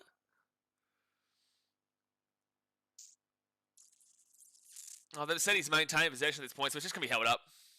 If we lose, I blame you, Jacko, because where are you? Yeah, I would blame Jacko as well. They're just going to support the live decision of held up, yeah. That's fine. And it says the forgotten rule, I didn't even think of that. Yeah, I don't think anybody think about that. I don't even think anybody thought about that. Definitely not the bunker, obviously. So fit tackle now, but I'm not complaining too much because I didn't even remember it at the time as well. But they should because it is their rules. 4 tackle, now fit tackle for the Sharks, 10 metres out, Braden Trindle, Nico Hines, it's going to be Katoa, good scramble defence, lock him down, good stuff Titans. Good stuff, Sammy adjusted well there, and Sharks get taken down to the 5, so Titans get the ball. Yeah, nice cover from Sammy. It was literally designed to look like 2016 10-year anniversary. What are we talking about? Sharks jerseys giving me 2016 vibes. Yeah, that is literally the whole reason behind their jersey. Jojo Fafita will bring this ball out here to the 15.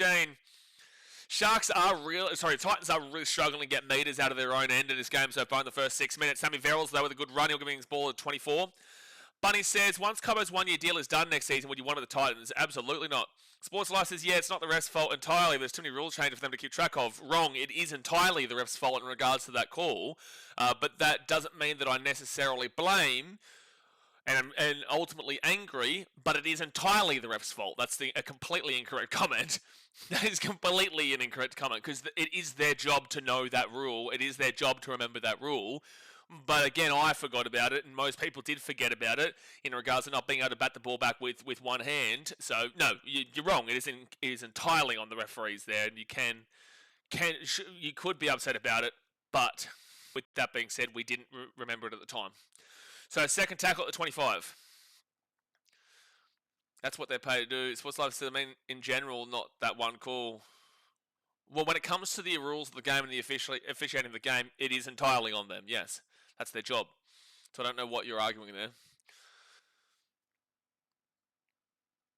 We can cry together in this season. Brother, it's been 7 minutes, and it's also been round. It's round 1. It's only 7 minutes in. I'm not crying jack. There's no crying at all here. Fit tackle now at the 40. Blake Brayley gives it off here to Braden Trindle, and Trindle's going to kick that ball up to the 5, where Keanu Kenny grabs it at the 10, and it's going to be a penalty to the Titans. Let's go. Penalty to the Titans. Let's go. Why is that even a rule? And that's another thing, Mitchell. I don't know why it would be a rule to knock it back. You can't knock it back with one hand. Does anyone know why that is a rule? I know it is a rule, but why is it a rule? Yeah, wrestling 300k a season should remember that. Yeah, exactly right. So Jojo Fafita is at the 40 and gives it off to Faimani. I'll see that hard running. He's got big legs, but he'll be taken down now at the 45. Keanu Kenny off to Daddy Rama Howe. He'll be at the 50 on second tackle. Gives it to Sammy Verrills. Then across it to Tino. Tino to Chrissy Randall. And Randall will be 44 metres out third tackle. At least we're in the attacking half here. 300k to be asked at your job. Now 4 tackle at the 35. Sam Verrills to Randall. Randall hit AJ Brimson, then off to Bowie Firma. Bowie Firma runs this behind his own player there. Probably should have been a penalty for obstruction. Sharks were kind of complaining about it too, but it should have been probably a penalty. He ran behind his player. And now Ilias, he'll put that ball up into the air. It's a good kick in a good area. Can they knock it back? And that's one-handed as well. And there's a knock on anyway. But like, they're not looking at this new rule they've implemented. Can I just make sure about this? Ball back with one hand in the NRL.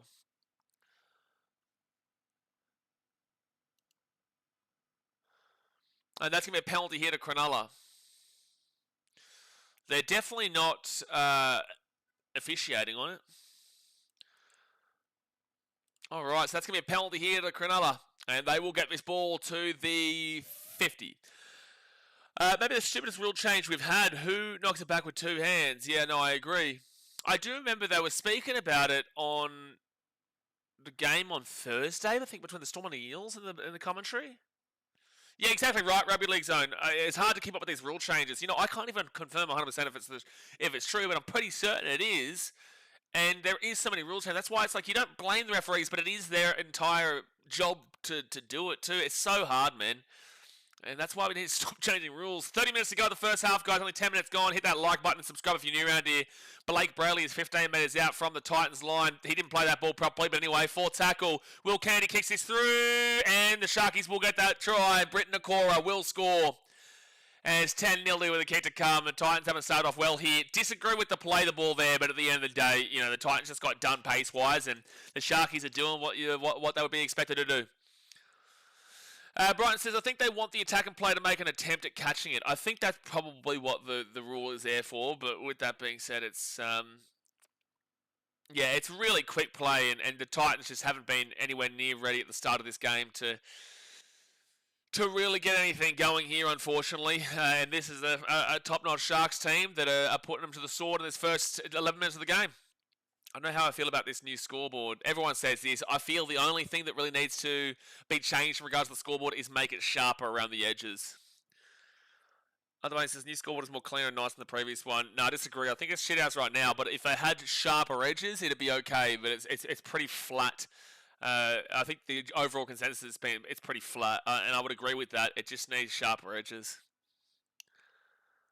I promise, man, you have to make an attempt, not just bat the ball back. Well, no, I trust you, Dave, and I'm pretty certain I know about this rule too, but it's not like a big obvious one that... Either way, like, Titans deserve to be down 10-0 right now anyway. That was way too easy. Yeah, it was. It was very quick. Very, very quick. People say that about every new scoreboard.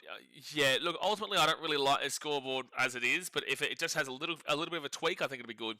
Nico Hines here to make it 12-0. He will make it 12-0 to the Sharkies. 12-0.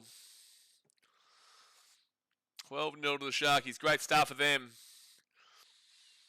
This is what you would expect out of a team that has a completely new system and a completely new team comparatively with a new coach, a new defensive coach. They are going to be This is why I kept saying, please don't have extreme expectations for this team pre-season. You know, it's only 12 minutes into the game. There's a long way to go here, but don't have extreme expectations of the team this season. Darcy says, same old Titans letting the opposition gain ground. I'm sad. Hopefully Titans can attack this year. So Darcy, again, so you're right, and also we're not making a lot of meters out of our own end, but again, it's not about having high expectations for this team this season. Have it next season. Have high hopes. Have the low expectations. As you would have seen, I did tip us for, I think, 13th or 12th, because there will be positive signs that you'll see from this club this year. This is a very difficult game to see that in against the Sharkies, which is why I still tip the Sharks. But it's just about seeing the new processes put in under this new retinkered with organisation, this new coach on the main coach, and then also the assistant coach, a couple of new players added in.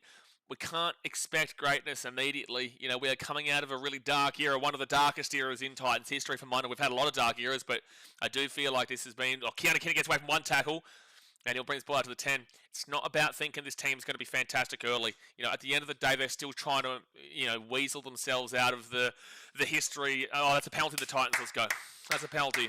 It's about removing ourselves from where we were and putting us in good stead going forward into the future. So, whilst it doesn't look good immediately, it's not meant to look good immediately. If it did look good immediately, that'd have been great, but it's not meant to. Mr. Mojo says, changing rules over is what made rugby league the best sport in the world. What? Changing rules over the is what made... I don't know what we're talking about. Let's go Titans fire up. Sergio Perello says, the Gold Coast guys look like random people on the street. No idea how to attack and no defend whatsoever. It's very early, but... it's very early. But with that being said, they have... Well, attack is not something you'd look at from this game. They haven't had an opportunity to attack. Defending-wise, sure, but they haven't had an opportunity to attack, so that's a bit harsh. So it's going to be third tackle now for the Titans, and Chrissy Randall will be at the 40 on third tackle. Third tackle, 6 again. Okay, here's your opportunity to see how this Titans team can attack, because they're going to get a 6 again inside the attack at 40, and Arama Howe, he'll be 35 metres out from the line. 26 minutes to go here the first half. Where it says Foran could do better. What? What does Foran have to do with anything? Love Foz, but what's Foran have to do with anything right now? Second tackle now at the 28. Big Moaki Fodawaker. Roll it back here to Sammy Verrills. Verrills up to Lockie Ilias. Ilias is going to run this ball himself to the 20 on third tackle. Come on, find a way here. Sharks is a good defense, though. They're the fourth best defensive team in the comp last year. Keanu Kenny, good little run. He'll get this ball to the 10. 8 metres out, fourth tackle. Come on, find a way here, Gold Coast. Sam Verrills off to AJ Brimson. Brimson now to Ilias. Ilias kicks this ball through. It's a good little kick! Oh, has he got it? Oh, they're going to check this ball. That was a good kick. That either way is probably going to be a dropout here. And they're going to check that he's not jagged back on his run through as well. They're going to the bunker here for the Titans. That was a positive little sign there. Ilias kicks that ball through. He's definitely onside. There's nothing wrong with the onside there. It's a Rama Howe. Now, as he goes through, Trindle kind of bumps him. That should be fine, though. Yeah, there's nothing wrong with Trindle there. Does anyone grab him here? And he will... Oh, he missed the ball entirely. So it's going to be a dropout here. It'll be a dropout of the Titans, but he's missed the ball entirely. He's closed his eyes as he's going down, by the way. That's weird. He entirely missed the ball there, Ram. You need to keep your eyes open the entire time there, Ram. He's going to put the ball down and completely close his eyes.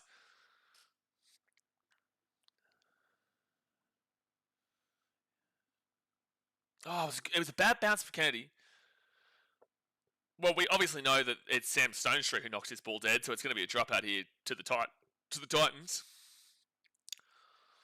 Sam says 12 minutes and 40 of game will do that. Sergio Perello says, I mean, I'm watching live and I'm like, this is just one way, is just one team out there. But I've been in for 12 minutes. Like, Jay says, Sergio, how's your professional NRL career going? Yeah, round dog. Jay comes in with a slap first comment.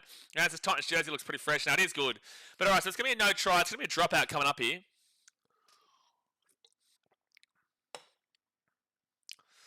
That lottery sponsorship is on the jersey. Is really throwing me off. And the Sharkies... It's going to be Titans ball to 15. Is that knock on from the... Who's the knock on first? I think it's our ball. Titans feed. Knock on Sharkies first. Good. Okay. Yeah, definitely not come from Samuel Stone. He nearly picked it in. Paul Smith says, been watching you for years. Wish you all the best for this year. Know you're a very passionate fan. You're very knowledgeable. It must be hard to deal with this stupidity in the comments sometimes, but that's life. You have to deal with it all, man. Like, at the end of the day, opinions are opinions. There are going to be a lot of stupid comments, and there are going to be a lot of people who don't watch enough footy to actually say the things that they say, but at the end of the day, they're entitled to their opinion, and some people will definitely still watch, and they're entitled to it. I just reply to it with what I see fit, and unfortunately, sometimes people don't like that. Sometimes people do. Like, it is what it is, man. You can't win over everybody. So, first tackle now for the Titans. They're 10 metres out, but appreciate you for supporting the channel over all these years, mate. The harder thing is not dealing with the comments. The harder thing is dealing with my team. Harder thing is dealing with my team, mate.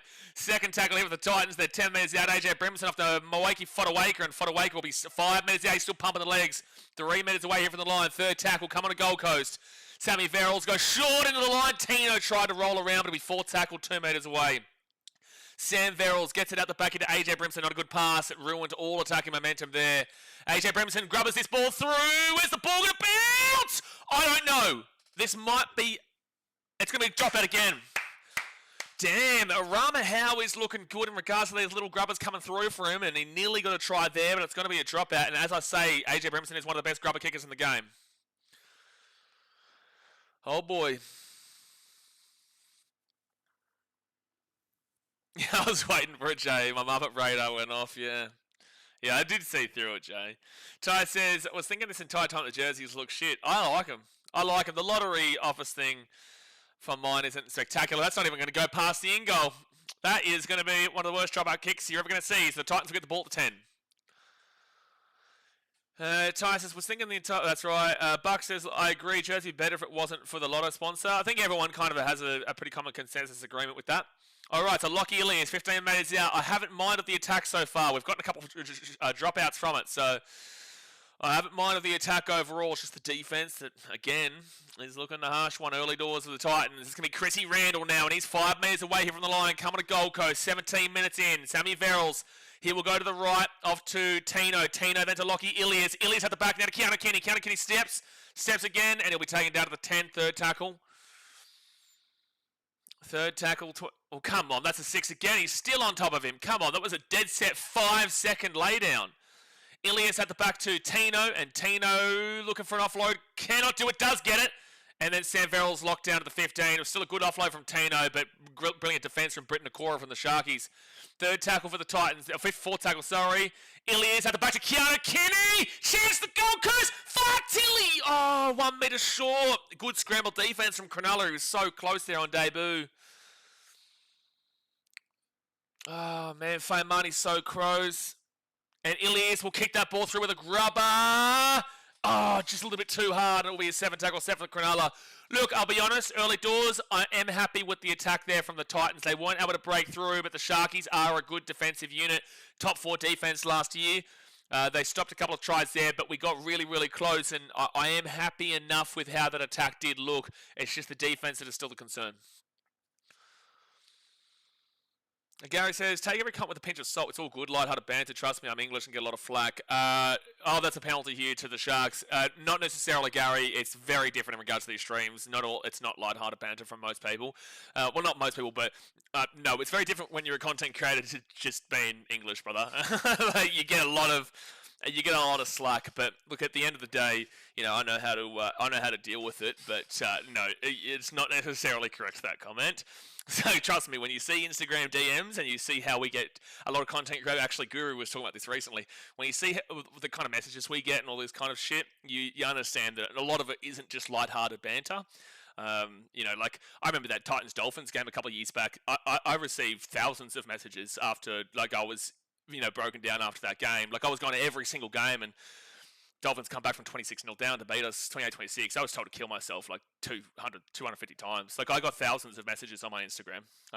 It was ridiculous, and that's not cool. But at the end of the day, that's what comes with the game. It's going to be hits the grass. Oh, the defense is all over the shop. Yeah, it's all over the shop there. The Sharks are going to score. Jesse Ramian, that left-hand side defense was all over the shop just then. It's going to be 16-0 with a kick to come. Just poor defense overall. Poor defense overall there, and that's the biggest issue with today, because I've actually enjoyed this attack, but the defense has looked really poor. It's looked like nothing has changed overall, unfortunately. Anytime the Sharks come into range, they've just been able to put on a great opportunity. And look at that, like the entire left side defense is shot. There's not a single player out there. Like, Jesse Ramien's had to do nothing here. There's no circle jerking of Jesse Ramien. All he does is get a ball from here well in candy, and all he has to do is walk over the line. Like, blockers circle jerking him like he's the greatest player in existence. Jesse Ramien's a great player, but he's done nothing here. All he's had to do is walk over the line. Not a single Titans player is in defense there. Philip Sammy is well in. I don't even know where Max Fianet is. Bo Firma's coming across. They've got two players out here by themselves. The only person who touches Jesse Ramien here is Tino Fa'asul-Malawi, who is a front row forward. Why is it that a front row forward is having to come across the left-hand side of the field and you cannot see Philip Sami, Max Fianet, or anyone within cooee of the player, but the front row forward is having to come across all the way to the left-hand edge of the field, and he's the last player on the left-hand side. That tells you that's why don't have high expectations, have low expectations this season, but have high hopes that things do evolve into the year. Because this is what the early part of the year is probably going to be expected to be like. Tino's the one chasing there. Why is a front row forward the one chasing the left-hand edge? Why is the front row forward the one having to do that? So Nico Hines will miss a kick and it will stay 16-0 to the Cronulla Sharkies. 20 minutes gone, 20 minutes to go the first half. Hit that like button and subscribe. If you're a Sharks fan, you should be happy with how this has all started up. You should be. But also this defense would lose to the Burleigh Bears as we currently speak from the Titans. It would. Tino always does overtime. He does, Richard. But it's frustrating because you don't want him to be the only one doing the overtime. Gary says, mate, your streams are fantastic. I really enjoy these streams. Anyone sending nasty messages really need to get a life and certainly look in the mirror. Yeah, look, a few years back it impacted me a lot more. Nowadays I couldn't care less, bro. Nowadays I play into it. Like, I couldn't care less. At the end of the day, man, like they're gonna kick that ball out in the full. You know, when it goes from bad to worse. At the end of the day, man, I get to create content, passionately supporting my team, supporting rugby league in general, watching the game, getting to watch some cricket whilst traveling the world. I'm in Vietnam, I'm about to be in Malaysia or Philippines, I'm all the way through Asia and enjoying myself, and I don't have to listen to a Titans organisation trying to police me and how I can support my team. Like, at the end of the day, I enjoy. So that's why I couldn't care less anymore. And at the end of the day, if someone's hating, usually they're hating on a consistent basis, which means they're watching on a frequent basis. But the Sharkies are going to be 30 metres out here from the line, and first tackle 22 metres out. Here comes the defence again. Let's see this defence. Max says, I don't think the Titans could have chosen worse edge defenders, unfortunately, but their attack could make up for it. They did look good in the attack, they just couldn't find the way to score. This is round one at the end of the day, but Max Fianet and Philip Sami don't give me great belief in regards to the defence there. They had BK and Phil Sami, and that didn't necessarily work out. Well, now they've gone with Fianet, and I just don't necessarily agree with that either. AJ Brimson is, oh my gosh, look at the defense, bro. You can't just, the defense is worse than under Des right now in this first game. This is so bad.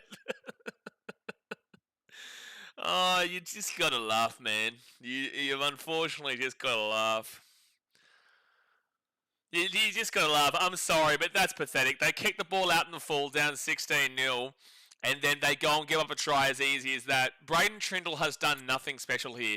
All he's done is he's put on a slight little step and walked through the line. I know this is round one, lads, and I know that there is a lot of change that is expected here at the club going into the future, but this is putrid stuff. Get a bum, man, a Coke Zero. Seb Watts with a £5 donation. Appreciate you, Seb, for the support, bro. But welcome back to the Gold Coast Titans, lads. Welcome back to Rugby League. Oh my gosh, this team, bro. Again, I've got that mindset that this is only round one. Like, I'm not that dejected, but it is same old here, unfortunately. But yeah, thank you very much for the donation there, Seb. Thank you very much, bro. Ibrahim says, our attack has been promising. Geez, our defense has been woeful. The defense has been putrid. The attack was promising. It just comes down to we weren't able to score. But again, Sharkies are a top 4 defensive team of the competition last year. This should be the year that if they believe they are still progressing, that they should go and win a comp on their mindset. They've gone to 2 prelims in a row. They lost to a very winnable game against the Storm in the preliminary final last year. They lost the year before that to the Panthers in a pretty big game. Tino's on report, by the way, for a shoulder charge. It just goes from bad to worse. There's a reason why the Sharks are able to. But this is the thing. If you're a Sharks fan, don't just focus on this game and think that you're now one of the best teams in the competition, because we know that you should be winning this. The Panthers next week is the one you got to look at. Oh, geez, they're going to lose the ball there, Sharkies. Titans have a chance here. Okay, we've got the ball. 10 minutes out. Let's set this attack. At least give us some positivity in regards to the attack. They're 8 minutes away. Sharks lost the ball after the kickoff. So Sam Verrills, and 6 again here for the Titans, hits the grass. Sam Verrills hasn't been great with his passing today, I will not lie. But again, he is adjusting out of that defensive mindset game that Des had him in to be a more balanced hooker, which is what we saw when he was at the Roosters. Chrissy Randall now 4 metres away here from the Lions' second tackle. Just give us a little bit of excitement here in regards to the attack here, lads. Short ball into the line. Good defence from Cronulla. Great defence right on the line from the Sharks. I've been impressed with Arama Howe, though, attacking-wise today so far. Chris Randall out the back to AJ Brimson. Brimson, Bowie Firma. Oh, no, it's going to be 6 again, but there's going to be a penalty here, yeah. So they were inside the 10s. It was originally going to be a 6 again, but then we knocked the ball on, so we'll get the penalty instead. Slapper says, how is a stadium that shit allowed to be played at for a professional game? Oh, boy. So the Titans here 10 metres away, and it's going to be Tino Fa'asil-Malawi, who will be 4 metres out here from the line. Sam Verrills, he'll give it underneath now to Chrissy Randall, who's 2 metres away from the line's second tackle. Sam Verrills again at the back of Tino. Just work hard in regards to, just work hard, lads. Come on. Third tackle to 5. Sharks are a good defense, but come on. Brimo out the back here to Phil Samuel. There's a tackle off the ball that should be a penalty. Titans with the ball 5 metres out from the line, 4 tackle. This isn't an unbelievable attack and set like we've seen on the previous ones. They'll give it off here to AJ Brimo. Then Brimo off to Cleese Haas, who's on the field. And Cleese Haas looking for an offload, but he'll be taken down to the 5 on 5th tackle. This hasn't been the best attacking set so far. They give it to Brimo, then Ilias. Ilias quickly. Keanu Kenny's been absolutely slapped in the tackle. Jojo gets the offload away, and they're away here. Yeah, no, they look all over the shop, and the Sharkies might actually turn this from defense into attack right now. KL Iro is at the 45, first tackle. Kay says, we playing like the Broncos last night, a million errors. Oh, hold on, there's going to be a penalty here against the Sharks. Late contact on who? Who's the late contact on Arama Howe. Keanu Kenny got absolutely slammed by Kaeliro just then. Absolutely slammed on him. Yeah, we have a new coaching staff and players, Gary. So he's on report there for a late hit. It must have been on the hit from Arama Howe on the inside, because it definitely wasn't a late hit on Keanu. Later, Brass, it really is just round 1 as much as it sucks and we want our teams to start well. It's just a reality. Some teams need more time. Titans will be fine. Absolutely, bro. You know, like, you get it. A lot of people won't get it. Brendan Cora's on report. But that is absolutely correct. You know, we are at the very start of a new rebuild, and we're rebuilding a rebuild that's a rebuild of a rebuild. So you don't expect greatness from the start. You've just got to hope that across the 27-round season that you see a lot more positivity than negativity, and getting out of the previous era and going into a new era, right? But you never expect it early doors, and it's why I still tipped us for relatively low this year. But I just want to see that positivity overall long term. Lockie Ilias gives it underneath to Rama Howe, and Rama Howe, he'll be 3 metres out. He probably has been our best player today, Rama Howe, so far. Sammy Verrills goes at himself. Oh, he's so close. Half a metre short. Just get that one try to give you that confidence, you know, that you can score. It's going to be over the top. What the hell was that? Who kicked that ball? Who kicked that ball? Who kicked that ball? AJ Brimson. Oh, it's funny, is it, AJ? It's not funny. It's not laughing funny there, AJ. You kicked the ball out the full. We're down 22-0. Players piss me off when they laugh like that, bro. You're down 22-0. Show some pride and show some anger that you got it wrong. You kicked the ball out in the full on like 3rd tackle, bro. It's not funny to be laughing at. Up the Bunnies says, I do have some faith in the Titans later in the rounds. It's just round 1, 100%, and getting time to be used to it, the new coaches and players.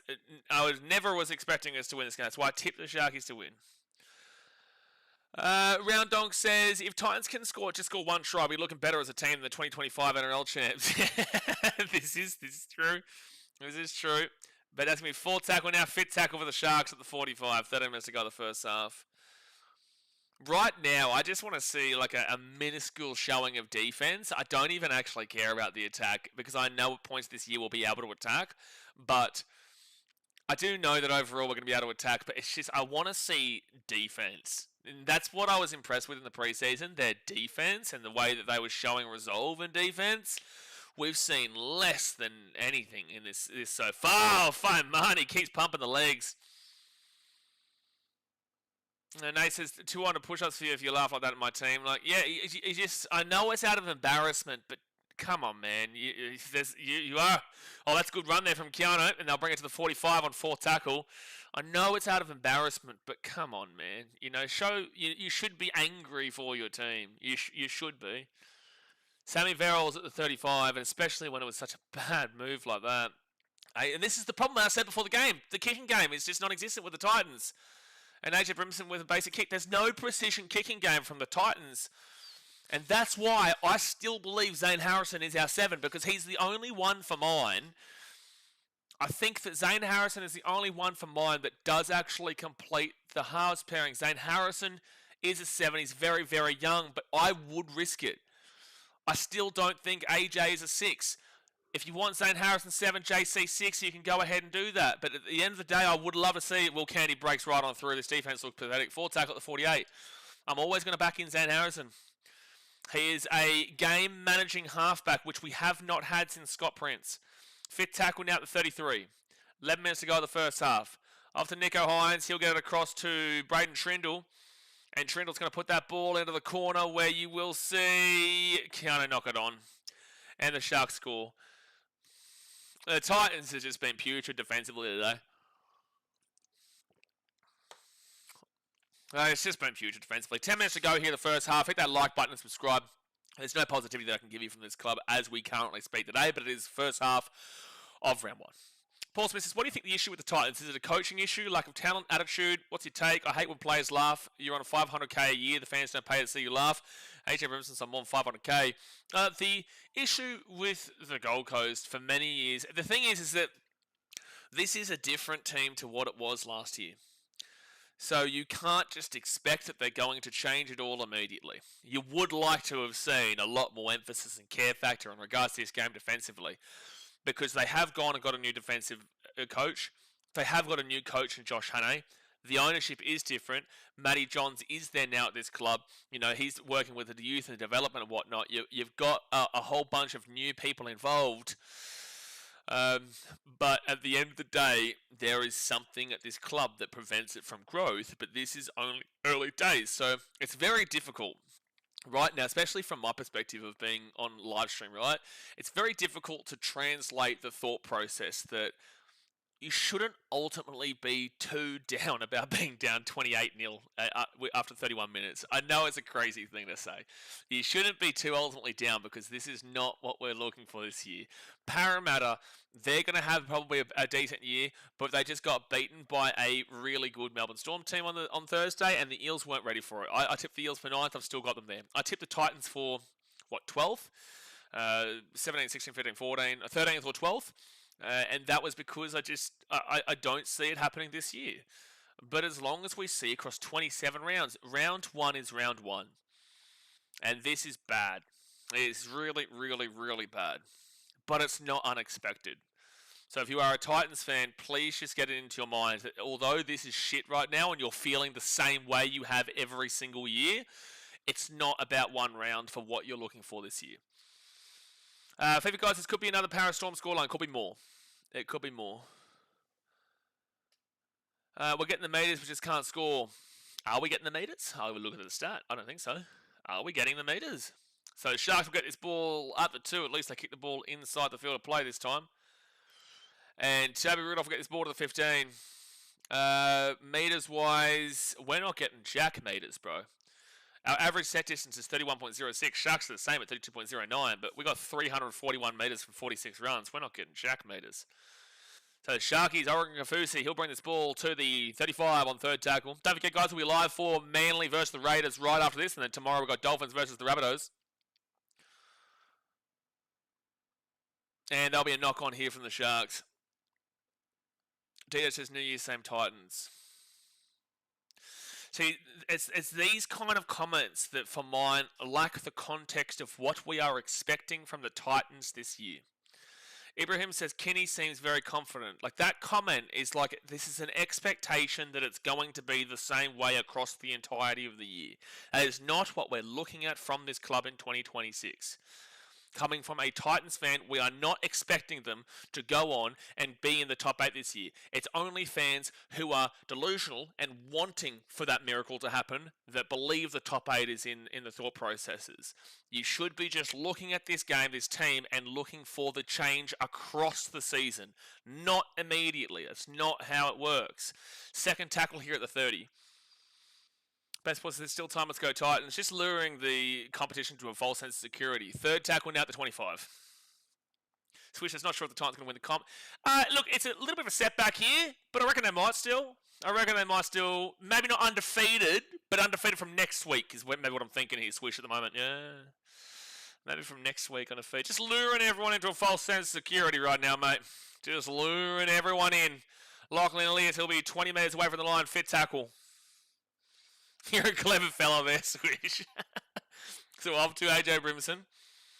And they kick this ball across into the corner. Well, there is an escort there. That'll be a penalty here.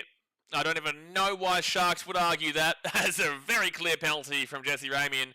Candy, you're off your rocker. You're off your bald-headed rocker if you think that wasn't an escort. The fact it's 28-0 and both Kailero hasn't scored is bullshit. Both wingers and Kailero hasn't scored is bullshit. It shows you how poor the defense has been. Alright, so Titans now. It's going to be Tukamahaya Simpkins, 5 metres away from the line. Give us some form of positivity from the first half, for gosh sake. Just get a try here. Ilias, short ball into the line, and they'll be whacked down to the 10. I will say, Sharks fans, you should be pretty happy with your defense. Oh my God, Titans! Oh, there's no player at dummy half. That is disgraceful. That is disgraceful. How can you be a professional team and not have a player come in at dummy half? Are you shitting me? How can you be a professional rugby league team and not have a player come in at dummy half? Oh my God. Bucks is classic Titans. Okay, Eels fan. Home of the NRL says, what the actual fuck is happening? This is what's happening. This is what's happening. Royal Grandmaster is add another blowout to the list. This might even be the biggest one this week. It probably should be. 6 minutes to go here in this game and of this first half, and Will Candy will get this ball into the corner. Yeah, Buck, I don't know if Parramatta fans should be having too much of a big old laugh and belly laugh right now. Seb Watson says, be nice to them to compete with teams like the Sharks, but it's two teams at different stages. Correct. Every game is a learning game. They showed signs of defensive improvement pre-season. Not today. Definitely not today. Faye Marnie's second tackle at the 30. And it's going to be Ilias who goes off to Arama Howe. And he'll get this ball to the 40. Logan says, Sam Jenkins, I would back it, but you just got wrong what you put out. Forgot the lol. What Sam said, what did Benny West say? You're looking blue and feeling blue at the moment. What a weird comment. What a really strange comment. 4 tackle now, and it's going to be Keanu Kenny here at the 42 on fit tackle. Sam Verrills gives it off here to Ilias.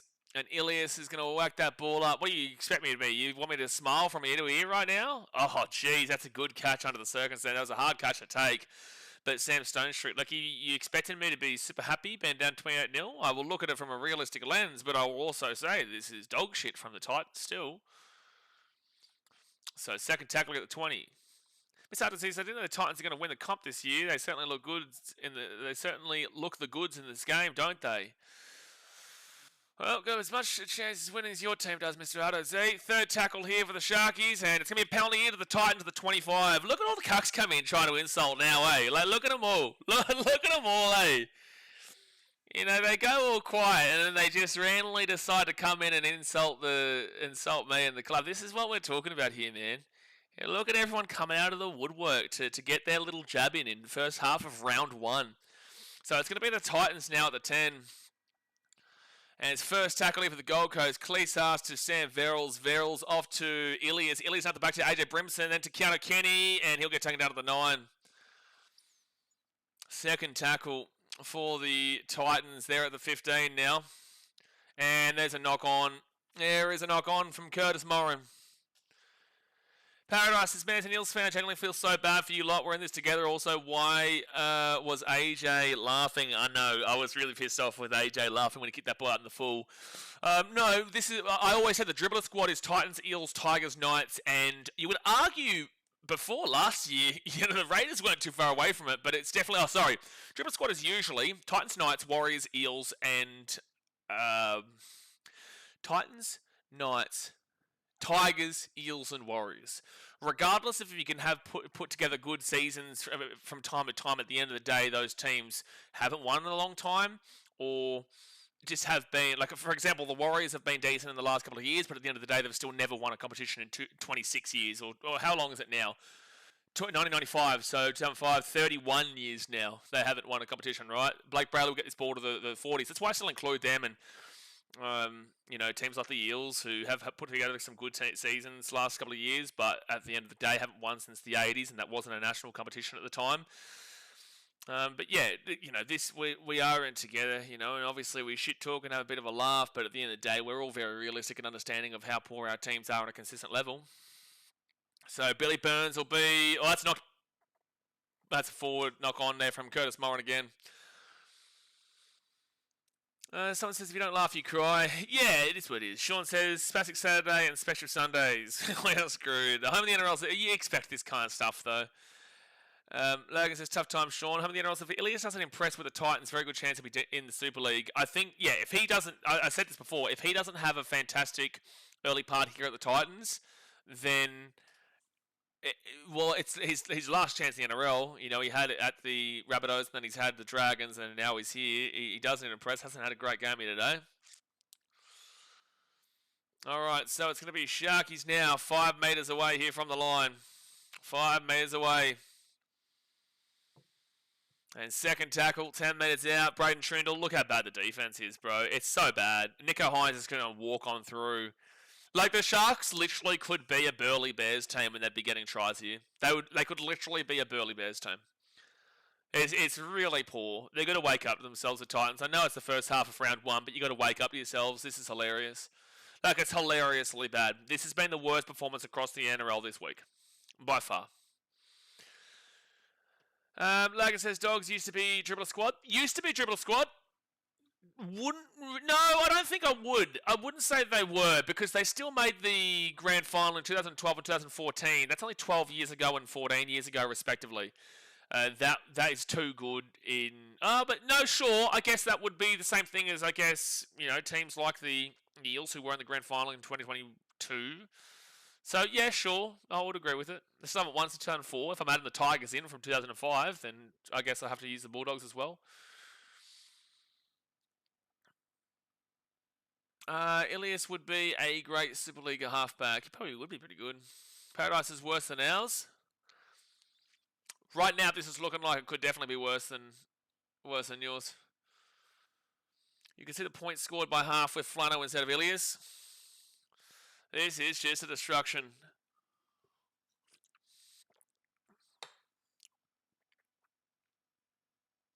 Swish says it's not looking good, Brev. Yep, Mother said that when you were coming out too. Someone says 32-0 at half-time is an actual disgrace. Yep, it's about to be 34-0 too. And Nicho Hynes will kick it through. Nicho Hynes will kick it through. And what an awful, awful start this has been. Jason Most, I'm going to time you out. Fuck off, man. How about that? Seb Watson says, it's not your job to give us dog stats. That's stats, mate. Swartz Life says, Sharks fans buying grand final tickets at halftime. This would happen, with the way this defense has been, against anybody. This is how bad the Titans defense has been. This would happen against the Tigers. This would happen against... this would happen against the Tigers. This would happen against probably even the Knights, to be fair. That's how bad this defense has been. They have not been collectively combined whatsoever on defense. Ibram says, don't expect our teams to win and click straight away, but this is embarrassing. Correct. That is 100% the mindset. This is embarrassing. This is stupid. Didn't expect greatness. I tipped the Sharks here. I tipped them to win 13 plus. But at the end of the day, this is still just putrid stuff here from the Gold Coast, and they need to wake up themselves again. They do. Base Paper says, Blaze, you'll never see your team win a premiership at Titans. Cry about it. Yeah, no, definitely crying about it, man. You know, at the end of the day, I am watching my team, and I will always passionately watch my team, and you know my name, and you're watching my stream, so enjoy being a hater and still being one of my biggest fans, man. So appreciate your support of the channel, but I'm still here.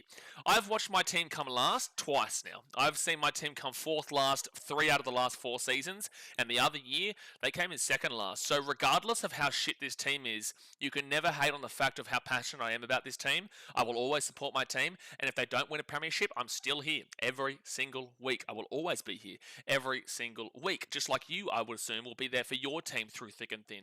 That's what a fan is. So whilst my team may be shit, at the end of the day, you can never say that I'm not a pure fan. I'm not a good fan for this club, and at the end of the day, you can't say that I don't just love the Gold Coast Titans. So you can sit there and you can laugh at the fact that the Titans are shit, and you can sit there and laugh at the fact that I will always look at a team that is shit, but I will always still be here, and I always have been here. So that's at the end of the day, that's all I care about. I know what my support is. I know what I will do. I can't do anything from the field. I can't do anything for our organisation. I, as a fan, can do as much as you as a fan for your club. Right? Unfortunately, if you're from the Gold Coast, you've been grown into a place that has been very unsuccessful in sport. Yes, but it shows a lot about me as my character and as a human being that I still stick by my club through thick and thin. Regardless if I disagree with organisational beliefs and the way they've operated over the years and the way that the players have shown lack of care, I'm still here. And that's why I do this, because I still care about my community. I still care about the Gold Coast. So, congratulations on being a hater. Enjoy being a cuck. You're the one watching me. You know my name. And you're the one here sitting on my stream. So, thank you for supporting. I appreciate you. And I'll see you next week so that you can hate watch even more. All right, we're going to move now into the stats here of halftime. Obviously, guys, hit that like button and subscribe if you're new around here. 34-0 to the Sharks. The try scorers for the Sharkies are William Kennedy, Brett Nakora, Jesse Ramian, Braden Trindle, and Nico Hines, with 5 out of the 6 conversions coming from Nico Hines. The possession-wise is actually Titans 51%, Sharkies 49%. The Titans just aren't doing anything with it. Time possession is 11 minutes 13 for the Sharks, 11 minutes 15 for the Titans, so it's pretty much just 50-50 there, except for 2 seconds in advantage for the Titans. Now, completion rate is something to keep an eye on here, because both teams actually have a pretty good completion rate. 80% is the minimum that you're looking for. 80% for the Sharkies with a 16 from 20 completion rate, whilst the Titans are at 80% with a 12 from 15 completion rate. So they're both at the minimum of 80%. They're pretty happy with that. The Titans aren't losing this game on their completion rate, and that's something to keep an eye on. Now, runs-wise, 75 runs for the Sharkies, 732 run meters there for Cronulla. So they're 18 meters behind. No, sorry, 74 for 726. It got updated. These stats will have to update at halftime. So now it's 75 for 732 again. Again, they've changed a lot. But 75 for 732, they're 18 meters behind the 10 minutes on average per run, which shows a really, really good trajectory, and it shows a really good amount of meters. They're not quite getting to it, but they're close enough. So you'd be very, very happy there with the Sharkies 732 from 75, whilst the Titans, it's horrific. 64 runs for 473 run meters. They're not making the meters at all. That's about 170 meters behind where they would need to be on an equal footing of 10 metres an average per run. So it is really deplorable. It's only 11 runs separating, and they're 300 or so metres behind. It's really poor. And the post-contact metres is 186 for the Sharkies, 151 for the Titans. It's just not good enough at all there from the Titans. It probably is equal. Both teams here aren't showing a great deal of post-contact. If you give the extra 11 runs, you're probably seeing about a 170, 19 extra metres, which is still, 16 metres behind where the Sharkies are at. Now, line breaks is 4-0 for the Cronulla Sharks. Tackle breaks is 16-7 for the Sharks. Now, that's interesting. So, the Sharks haven't missed a lot of tackles. Titans haven't missed as many tackles as you would expect, but the reason being for this is that they're missing by not even touching a player, which then doesn't constituted as missed tackle. So when you're seeing these tries getting scored, it's coming from the fact that they're not even touching the player. That's an issue. So even though the tackle breaks look quite positive here for the Titans, it's not necessarily reminiscent if you're actually looking at the game. It's not a reflection, sorry, is the word I was looking for. But 16 tackle breaks to 7 in favour of the Sharks. Average set distance, 25 under and below, you turn the stream off, it's pathetic. 25 to 30 is disgusting. 30 to 35 is underwhelming. 35 to 40 is hitting the marker. 40 to 45 is great. 45 to 50 is fantastic. And 50 plus is basically perfect. Now, the average set distance here for the Sharkies at 36.6, so they're doing it at an okay rate. It's nothing spectacular here from Cronulla, and this is what I'm saying. But the Sharkies have been good, but the Titans have also made them really look good as well with their defense. 36.6 is okay. It's in that hitting the marker category on the middle range, but something spectacular. Whilst the Titans, low end underwhelming. 31.54, just not good enough there. Not even hitting the 35 metre marker. Now, the average play the ball speed, 3.2 and below is extremely fast. 3.21 to 3.39 is fast. 3.4 to 3.59 is average. 3.6 to 3.79 is slow. 3.8 and above is extremely slow. The Titans are on 3.62, which is in slow, and 3.69 for the Sharks, which is slow. Both similar play the ball speeds, but both slow. Offloads is 5-2 Sharkies way. That makes sense. And then you've got kick refusal 75% for the Sharkies, 40% here for the Titans. Forced dropouts was a positive too there for the Gold Coast, none for the Sharkies, but they haven't needed it because they've been scoring. And then you go to the effective tackle percentage, and this is what I'm talking about. The defense has been putative from the Titans today, but this metric is an individual tackle percentage. It's not an overall collective defensive metric, right? Because 85% below is disgusting, 85% to 88% is underwhelming, 88% to 90% is hitting the marker, and 90% and above is basically perfect. Now, 92.86% is what the Sharkies have. So their defense is really good today, and you've seen that. 143 tackles made for 7 missed tackles and 4 ineffective. 15 to 17 is the average amount of missed tackles and a half. They're at 7. So they are 8 below that. That's really good from Cronulla, who were the 4th best defense in the comp last year. Whilst for the Sharks, their ineffective tackles were 4, averages 5 to 7, so they're 1 underneath the lowest of the averages there. That's very, very good. The 11 bad tackles in that first half is very, very good. Then for the Titans at 87.7%. Unfortunately, it's not quite at the 88, but it looks overall, if you're not watching this game, like their defense is actually pretty good despite the 34-0. But again, this is an individual metric. It's not a collective team metric. 87.7% is only 0.30% behind the metric marker. But again, it's really not reflective of how this game's operated. 164 tackles made for 16 missed tackles and 7 ineffective. So the 16 is bang smack in the middle of the 15 to 17, sorry. And then the ineffective tackles is 7, which is on the highest end of the averages of 7. So look, 23 bad tackles in the first half compared to 11. Titans defense on this metric isn't that bad, but overall, if you're watching the game, you can understand that it's really, really bad. Then you go to the errors, and again, not a bad stat here against the Titans, you would think. 3 and below is really good, 4 to 6 is average, and then 7 and above is awful. Titans only have 5 errors, which is average, and Sharks with 4 is average. They're both at a similar rate of errors here. So these stats don't actually reflect a lot of what this score has shown. But the penalties conceded. Sharks 6, Titans 3.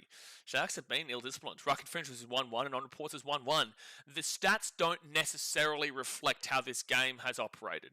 But if you're watching, this is why if you're just you only care about looking at the stats to get a read with how the game is going, you will have no idea. Well, you'll have an idea, but you won't actually get a full read. You need to watch the game and look at the stats and then piece it together. Because if you look at those stats, it shows the Titans defensively have actually been pretty okay. But if you're watching the game, you're looking at the score, and you're looking at the defensive structure in the system, you're saying, this is bullshit. They don't look anywhere close to making the tackles. The line breaks are easily coming. There's plays like that second try, whatever it was, whenever they scored that try on the right-hand side where the defending winger was Tino. The defending winger was Tino. He had to cross all the way to the left-hand side because the centre of Max Fine and the winger of Philip Sami are on the other side of the Danwell field, basically.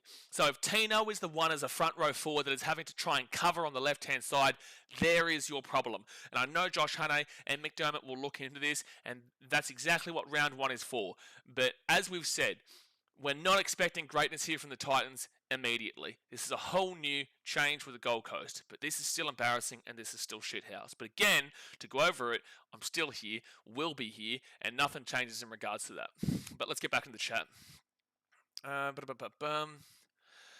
Rod says, weren't the Titans never going to lose a game? Well, looks like they might lose a game here, son. Well, there we go.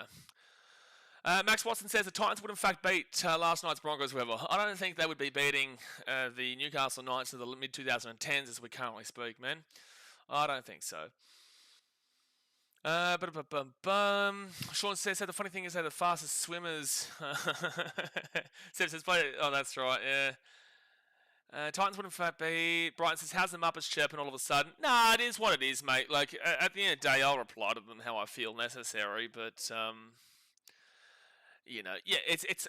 I don't give a shit about these people. It's just shit house to watch this same old nonsense for the Titans again. You know what I mean? Like, it's just we're back and it's a tough pill to swallow early doors. You know, when you do have positivity, you know, people don't read the room. They think when you say you're gonna go undefeated and win a comp, like they think you're actually being serious.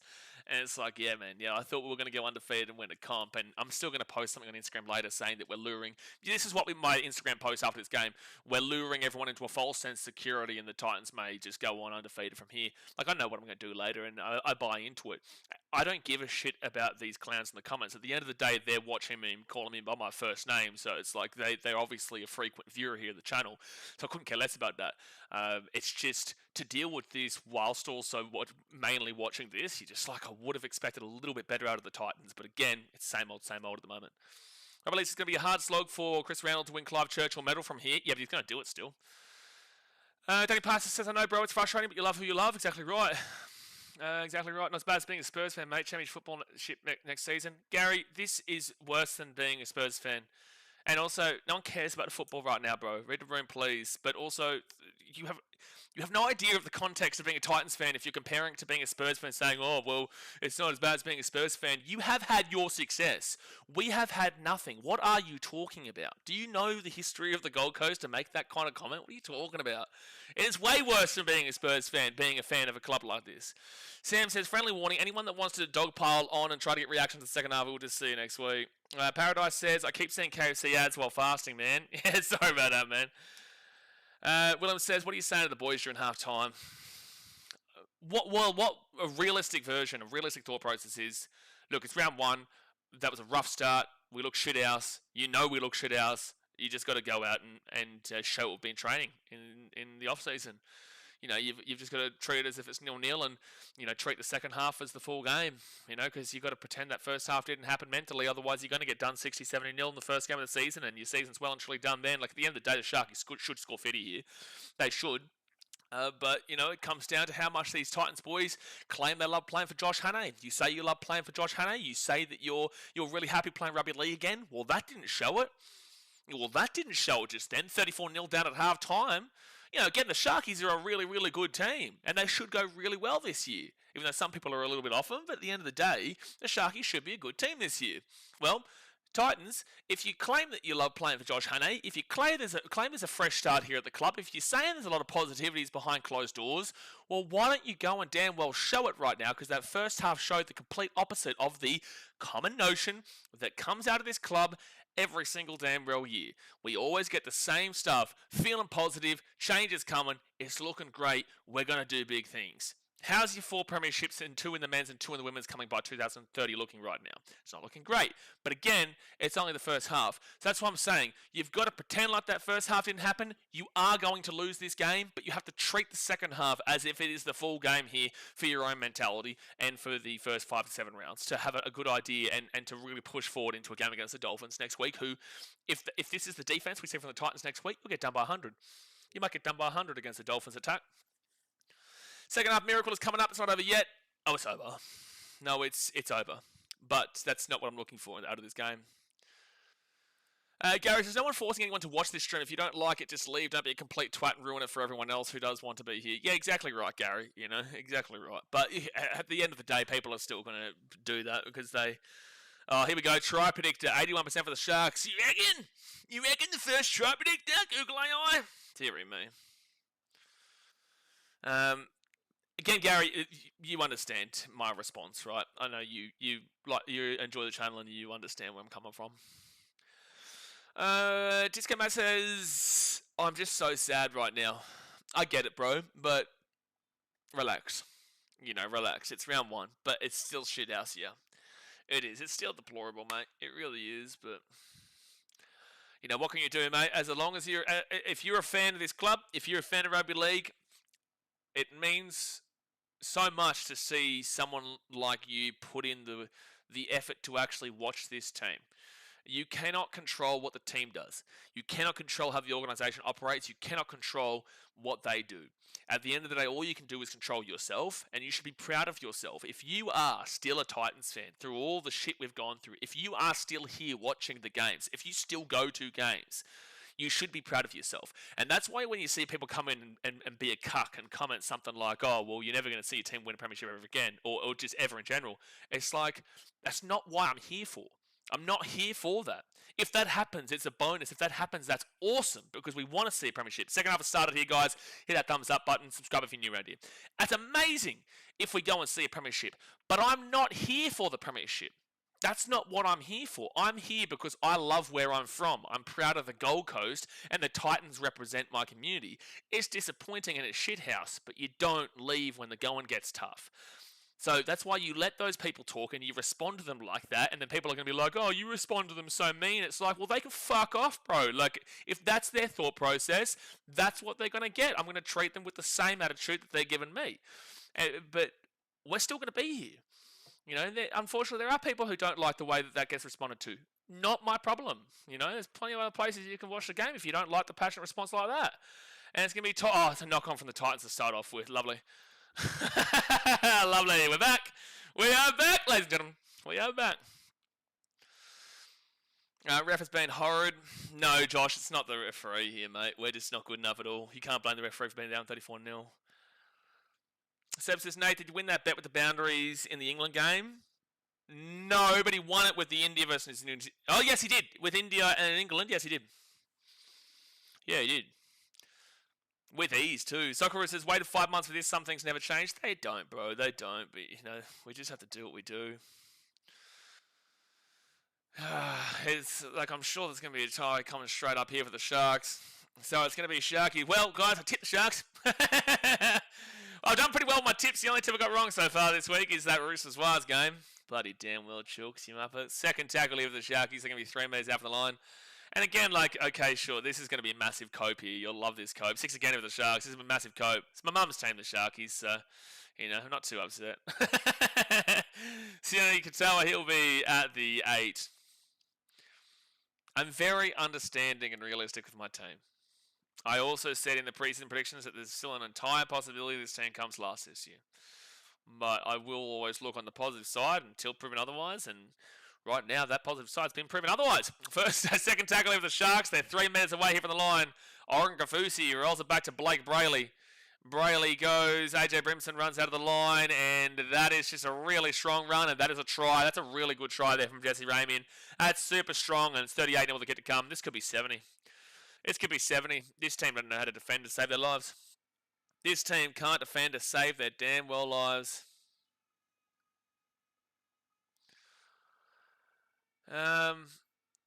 This is, pathetic.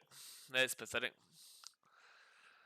William says it's only half time. Yeah, 34-0 at half time. You're not looking back at. Perrin Goodall says, love your commentary and play-by-play. Keeping a strong fan of your club. As an Auckland Warriors fan, I understand your sentiments and keeping the faith in your back in your club. You just have to. Yeah, you guys know all about it. You know, it's been 31 years of that winning a comp, but you've always got the maybe this year mentality, and you know I like it. You know, at the end of the day, we'll make fun of it and take the piss out of it, but I do love the fact that the Warriors fans have still stayed. Well, not all Warriors fans. You know, you've had a massive resurgence in fans when they've been successful.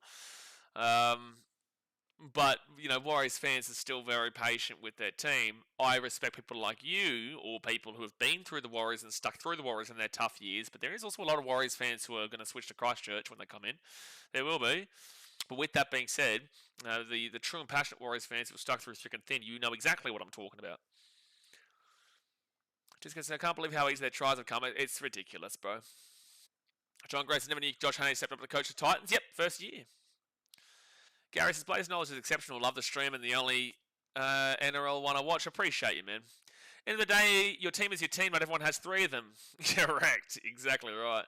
Paradise is not a Trendall fan, but Bloke's been on fire today. Honestly, you'd be on fire against this team, but yeah.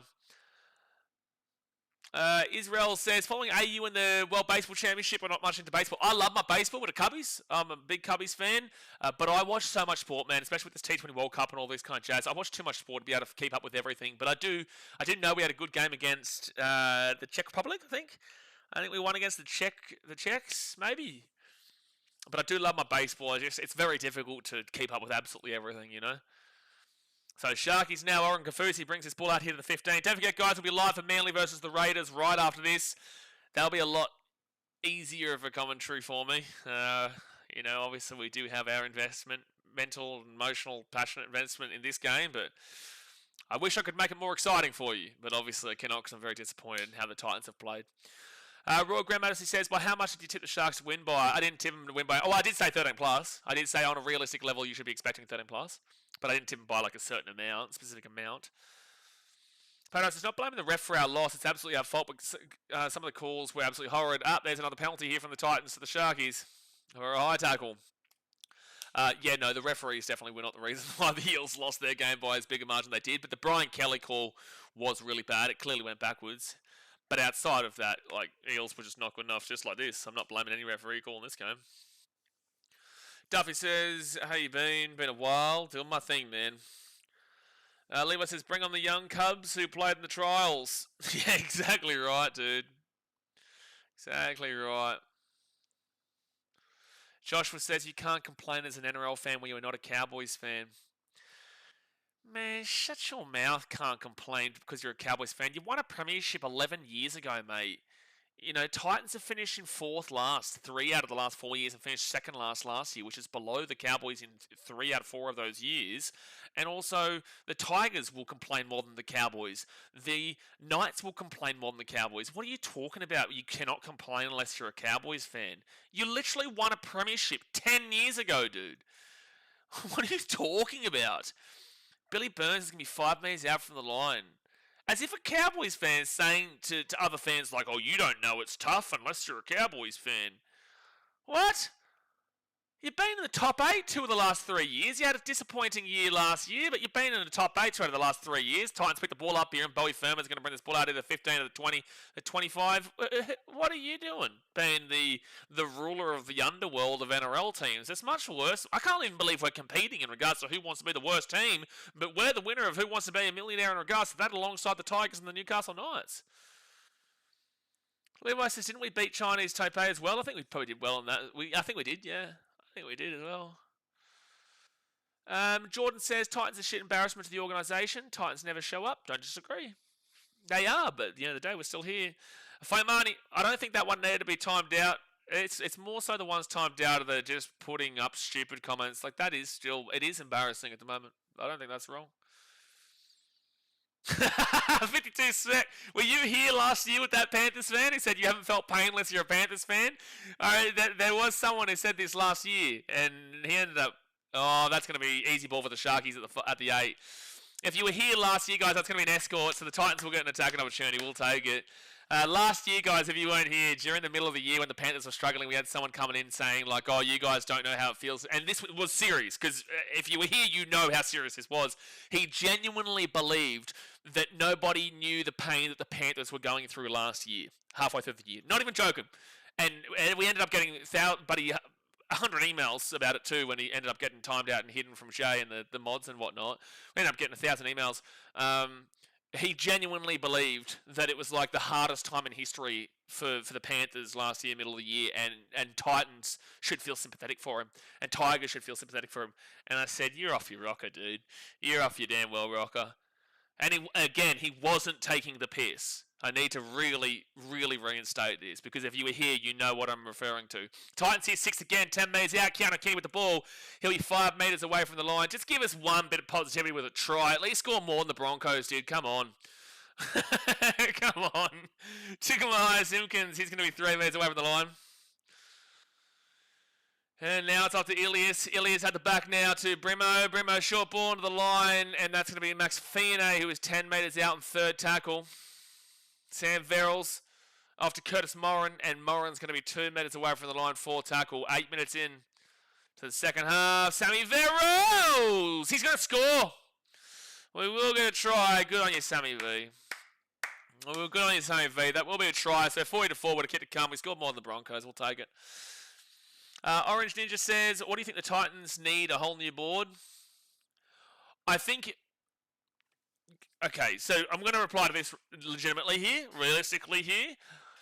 You cannot criticise the Titans as a whole until halfway through this year.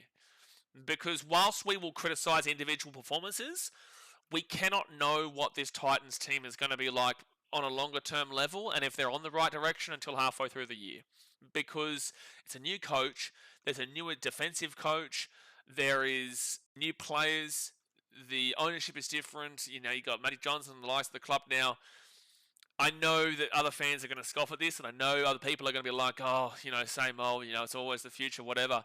But I think people who are realistic fans do understand that it's not an immediate thing with the Titans, and whilst they're looking the same, that's because this is the first game since post-Desi Hasler. This is the first game since then. So you do have to be patient as much as it sucks to say that. Because it does suck to be patient with this club. Everyone said I thought he was being sarcastic. No, he wasn't sarcastic, brother.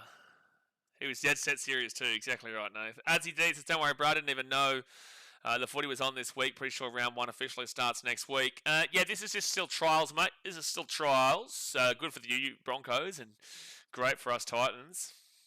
So 40-6 here, the Sharkies. With 30 minutes to go of the game here, guys, hit that like button and subscribe. We are here for every game regardless. Doesn't matter if we come last and we confirm the last 15 rounds of the season, I'm always here. You will get my genuine response, though. So if you're faint of heart and don't like to be honest about your teams and don't like to be honest, and if you're a Titans fan, don't like honesty about our team, we're not just going to sit here and circle jerk them. I will give you my honest opinion. If you like that, here's the place to be. If you don't like that, it's not the place for you. Paul says, I don't know who feels worse, Titans fans or Nepal cricket fans. I hate you, Paul. How about that? Buck says, Panthers made it to the semis and looking good at contenders here as well. To be fair, this was at the point of the year where they were second last or last or whatever, halfway through the year. But also was on the back of 5 grand finals and 4 grand final wins in a row. So it was like, shush. Someone says, think this season marks the 5-year mark of this channel being cleansed from Golden Anime. Good. Can't Cooper Bai score a try, son? Is Cooper on? I haven't even seen Cooper Bai come on the field yet. They haven't even put him on yet. Cleese Haas, 3rd tackle to the 35. Stephen says, at least his team scored. Yeah, we take it, mate. But we also have conceded more than what the Broncos did last night. And it's only the first round. Exactly right, Sean. Sam says it's on Lagan, 6 more tries. Yeah, comeback is on, mate. Comeback is on. Lockie Ilias is going to whack that ball up into the 15 where Kennedy will bring it to the 18. So what is it? Is it 6-4 half-time? 6-4 since half-time? No, 6-6. So this is what I was saying. They need to take the second half and ignore the first half. It's 6-6. At the end of the day, they've lost the game, but you take it 6-6. Orange Kitty said, generally wasn't being rude either. No, I know you're not. No, I didn't think you were being rude. I'm a Knights fan, so I feel for the Titans. I can see comments that are deliberately trying to be a dick, and I can see comments like yours that are genuinely just talking, right? I'm very aware. That's why when people say, oh, they're rage baiting, I'll be able to tell you if they're rage baiting based off of how long they've been on the channel or if they're being serious. And, oh, the Sharks are going to be away here again. Here, Will Candy at the 35. I understand the difference. Reddit says Matt Rogers could get a run today for the Titans. No, honestly, probably could. Blake Bradley kicks it through, and that will be picked up by Ramahau, and Ramahau will be at the 25. Home of the NRL has given away too many escort penalties, plenty of ball in the 20 for the Titans. Yeah, the Sharks are giving away plenty of escort penalties today. Floormat says, love my Titans through Eels and us are pre-season peakers, unfortunately. Had a lot of hope in Hane. Yeah, but what do you mean had a lot of hope in Hane? We're only in round 1, brother. This is his first ever game. This is Josh Hane's first ever game. There shouldn't be had a lot of hope. There should be have a lot of hope in Hane. One game shouldn't change your mindset in regards to the future of this team. This is the first game underneath this newly tinkered with organisation and new coaching staff. It's the first game, lads. Fair tackle here for the Titans at the 30. Please, you need to understand this. Good chase through here from the Titans. Cooper Bai grabs it. You'll get taken down to 10. Guys, you need to remember, I will feel, you will feel, I will feel, we'll all feel like shit watching our team lose in the first game, but it is the first game of the season. is literally round 1. And especially here with the Knights or with the Titans, who have got 2 new coaches. Now, the Knights got to play the Cowboys. Cowboys to the Sharks is a very different switch-up. I would love to see the Knights go up against... it's a one-on-one strip. Bowie Firma gets the ball at 20. Good stuff. You will feel like shit, but you do, and I hate to say this because it does suck, but you have to be patient. If this was still Desi Hasler and this was still the same shit as last year, it wouldn't be about being patient. I would be going off my rocker with you. But it's not. Oh, Curtis Moran's so close to the line. So close. 2 meters away from the line on second tackle for the Titans. They roll it back off to Ilias. Ilias goes it off to Keanu Kenny, flicks it across, and Fayamani on debut will score a try. Seale Fayamani will score on its 4-year 10 with a kick to come. Again, I need to say our attack hasn't been disappointing. I don't mind the attack here today, but the defense has been pathetic. The attack hasn't been a problem. I do think we can score plenty against the Dolphins. I do think we can score plenty against these kind of teams. Dolphins is our next game. It's just the defense. I think we're going to get run through by the Dolphins, but we're probably going to lose that game 46-40. That's the kind of game that is. Last year we lost to the Dolphins 36-30. That's the point. The defense looks putrid. The attack doesn't look too bad. And I'm super happy for Fayamani there to score that try. Bit more respectable now. Being respectable would not be giving up 50. Don't give up 50 and I'll be like, okay, I'll take it considering where we were. Blaze wasn't born yesterday. I wasn't born yesterday, Andrew. Paradise says, do people genuinely come in to chat shit for no reason? Yeah, but again, they call me by my first name, or you can tell they've watched for many years, which defeats the purpose. If it's like just a random person that comes in, you're just like, oh, yeah, whatever. But if someone who's been around for years and they know who you are, you're just like, well, you lose at the end of the day, bro. But I'm glad you're enjoying hate watching. Hit the like button while you're here, and appreciate you for subscribing, because the only way you can comment in the chat is by subscribing. So, and if you unsubscribe, it's still analytics, right? So no matter what, you don't win that battle, and I'll see you next week. I'll see you next week, man. That's the biggest thing for new content creators to get past. You need to be that's an awful kick from Ilias. It will stay 40-10. The hardest thing for new content creators to get past is to be able to completely understand that if someone is hating, you can reply to them how you want. But don't take it too deeply, because they'll be back next week, which is a good thing for you. Orange Ninja Kitty says the first game, exactly. Andrew says he also knows a way around his Muppets. I do. Brenton says, Orange Ninja, I never see you here when we play. Nuggy says, some reactions would make you think it's a 5-round competition. 26 more rounds, lads. Relax. Exactly right, Nuggy. Exactly right, dude. It's kind of very hard to respond in ways. Very hard, because the concerns are valid, but you can't have a long-term concern right now. 12-6 in the second half of the Titans, we'll say that. No, sorry, 10-6 in the second half of the Titans. As a Knights fan, if it was the Dragons or Dogs, we wouldn't have won round 1. I agree. Dragons, I don't know.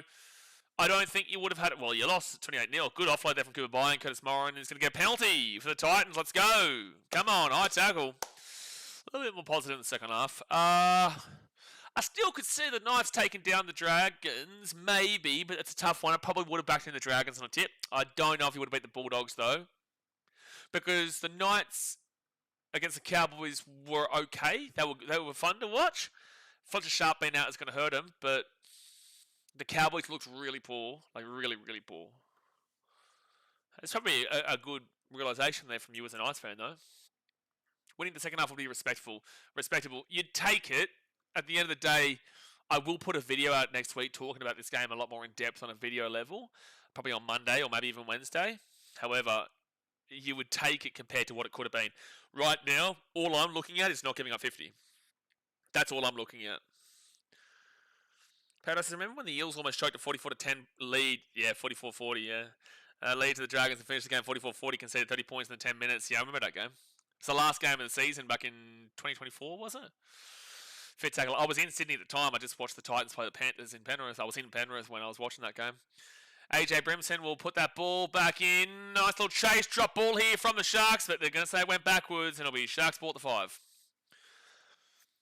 Stephen Dingo says, there's haven't banned and then it's just been a dig. Yeah, and you can tell the difference between the two. Richard says, Eels did all the losing teams a favour for round 1. Yeah, well, right now it's 30. The Eels lost by 48, so as long as we don't concede another 3 converted tries and score and concede more, right now we wouldn't be going into last. Right now we're only 4 points about still being above the Broncos. Also, if you're not in the tipping group yet, the tipping competition, go and join the tipping competition. That's the pin. That's the link in the comment section. And if you like this merchandise down there, the Build to Bite merchandise is in the pinned comment. The Titans written off but still turned up is in the description. How has Stone Street not scored? Jim Jam is a great question. Well, they haven't had to score on the wings really much. They've had it all their way in the middle, and they've had it all their way through Will Kennedy and Nico Irons and Braden Trindle. It's just been too easy for everybody else. Keanu Kenny brings his ball out here to the 20. Your Wi-Fi stream is good. Yeah, Vietnam's good internet, mate. Fiji is awful internet. That's why I've said to Mum, like, when I'm coming to visit you, like, I can't come visit you for months because the internet's just not good enough for a long-termer. And I need to do the cricket streams and rugby league streams and whatnot. Third tackle, but she's coming to Vietnam later on in the year. I'm going to come back for that. Mike, for the Waker, he'll get this ball to the 45. Paradise says, is my Wi-Fi bad? Is the stream shit? No, the internet here is good. I think it might be your Wi-Fi, brother. Fit tackle. I think it might be your Wi-Fi, man. Sam Verrills off to Lockie Ilias, and Ilias is going to kick that ball up into the corner. Chase through is good. Knocked back here from the Titans. Still fit tackle, though. Arama Howe, he will... Oh, bro, pass the ball. Do something, Arama. It's fit tackle, dude. What are you doing, Arama? Arama, you pass the ball, bro. That is 100% on you. You pass the ball. 20 minutes gone here, guys. 20 minutes to go of the game. 60 minutes gone, 20 minutes to go of the game. Hit that like button, subscribe if you're new around here, and don't forget that we will be moving straight into Manly versus the Raiders right after this. We will be there for that. I actually do have a new setting here on these streams where at the end of the game, it actually will redirect you to that game. It redirects you to that stream, so that's good. So if you forget to click across to the other stream, it will automatically send you there. Scotty James with the $5 redo donation. Appreciate you, Scott. Says, hi, BKR. Did you see that Roosters fans made the news with comments towards the players after last night's performance? Well, they need to grow up. That's what they need to. Appreciate for the dono there, Scott. But if there are Roosters fans that are abusing their players in that kind of way after round 1, grow up. Grow up, man. That's out in the full there from the Sharkies, and the Titans are going to get the ball into 40. Turkey Slapper said... Turkey Slapper, come on, man. You think Titans are looking better this half or nah? It's hard to read because, okay, yes, sure, I'll say an easy answer of yes, because they've scored 10 points and kept the Sharks to 6. But also the intention from the Sharks is not there because they've already gone and won the game in the first half. And then in comparison, knock on there from the Titans. And then in comparison, it's like the Titans just don't want to get completely and utterly embarrassed on a more ridiculous level, you know. So yeah, they have, but there's context that needs to be applied there as well. Alrighty. Actually, what time is that other stream meant to start up? Jay, what time is the other stream meant to start up between Manly and the Raiders? Is that meant to start up in like 30 minutes or 20 minutes? Braden Trindle gives it off to Hazelton, and Hazelton will be 20 metres away from the line, third tackle. So, like, you take some positives-ish out of the second half, but, like, not really, is my answer to you. Have you got Vietnamese heritage? That's sick. No, I just love living in Vietnam. Well, I'm going to be in Malaysia or Philippines in about 2-3 weeks' time. Oh, Katoa grabs it, but he's at the back of the 15. I just travel permanently, and I just love it. But I do have to leave Vietnam on the 24th, and then I'll go for about 5 weeks to, say, Philippines or Malaysia or Cambodia or somewhere like that, maybe even Thailand again. I don't know yet. And then come back for my birthday. Kale Iro locked down, throws the ball back, taking it to 5, and Titans, just don't give up 50. Just don't give up 50. 33 minutes. Okay, sweet. Yeah, beautiful. So I'll probably have about a 10-minute break in between.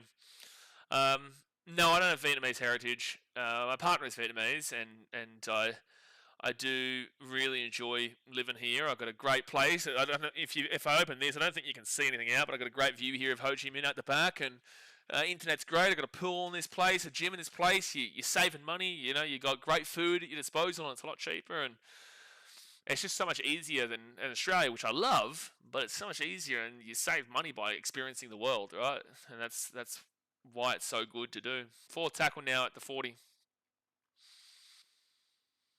And now the Titans, we get this ball to the 45. Keanu Kinney runs it to the 50, gets the offload away to AJ Brimson, and Brimson will be locked down at the 5th tackle. Vietnamese internet is definitely better than Australian internet at the Bunnies. Kai's Kitchen says, do you think the Wires have a good chance this year? I think that the round 1 game was confusing for mine, because whilst they did look the better team by far, and they did get the job done. Oh, knock on there from the Sharkies. Here's a chance here for Arama. Oh, it's going to be a dropout, I think. That'll be a dropout here from the Sharkies. They're going to check this to see if Ram gets it, but he's been good today, Rama Howe. He has been, besides when he got tackled with the ball, 5th tackle. Kai, we're going to talk about the Warriors in a video this week, so have your notifications on, because we'll talk about it this week. The Warriors are hard because the first half and the second half, both the stats actually aligned with the Roosters, but it's just like they weren't able to actually get it done. Like the Roosters just weren't able to put those good stats to good measure and good score. So he's definitely on the side here because he's the one to kick the ball through. It hits his knee. It hits his knee, so there's nothing wrong with that. It's not a knock on here. Sorry, I'm just reacting to this first. I did have the Warriors for a slight little drop-off. I want to see their first 5 to 7 rounds first, is what I'll say. But I'll answer more of this in a video in the week. It definitely comes off his knee. It doesn't come off his hand there. That's the right hand of Will Kennedy, if anything. Yeah, sorry, left hand from Will Kennedy. And then hits the post here. It's a live ball. Does he put this ball down? He's had another air swing. That's 2 air swings for Aramahau today. No, so that's the 3rd air swing for Aramahau.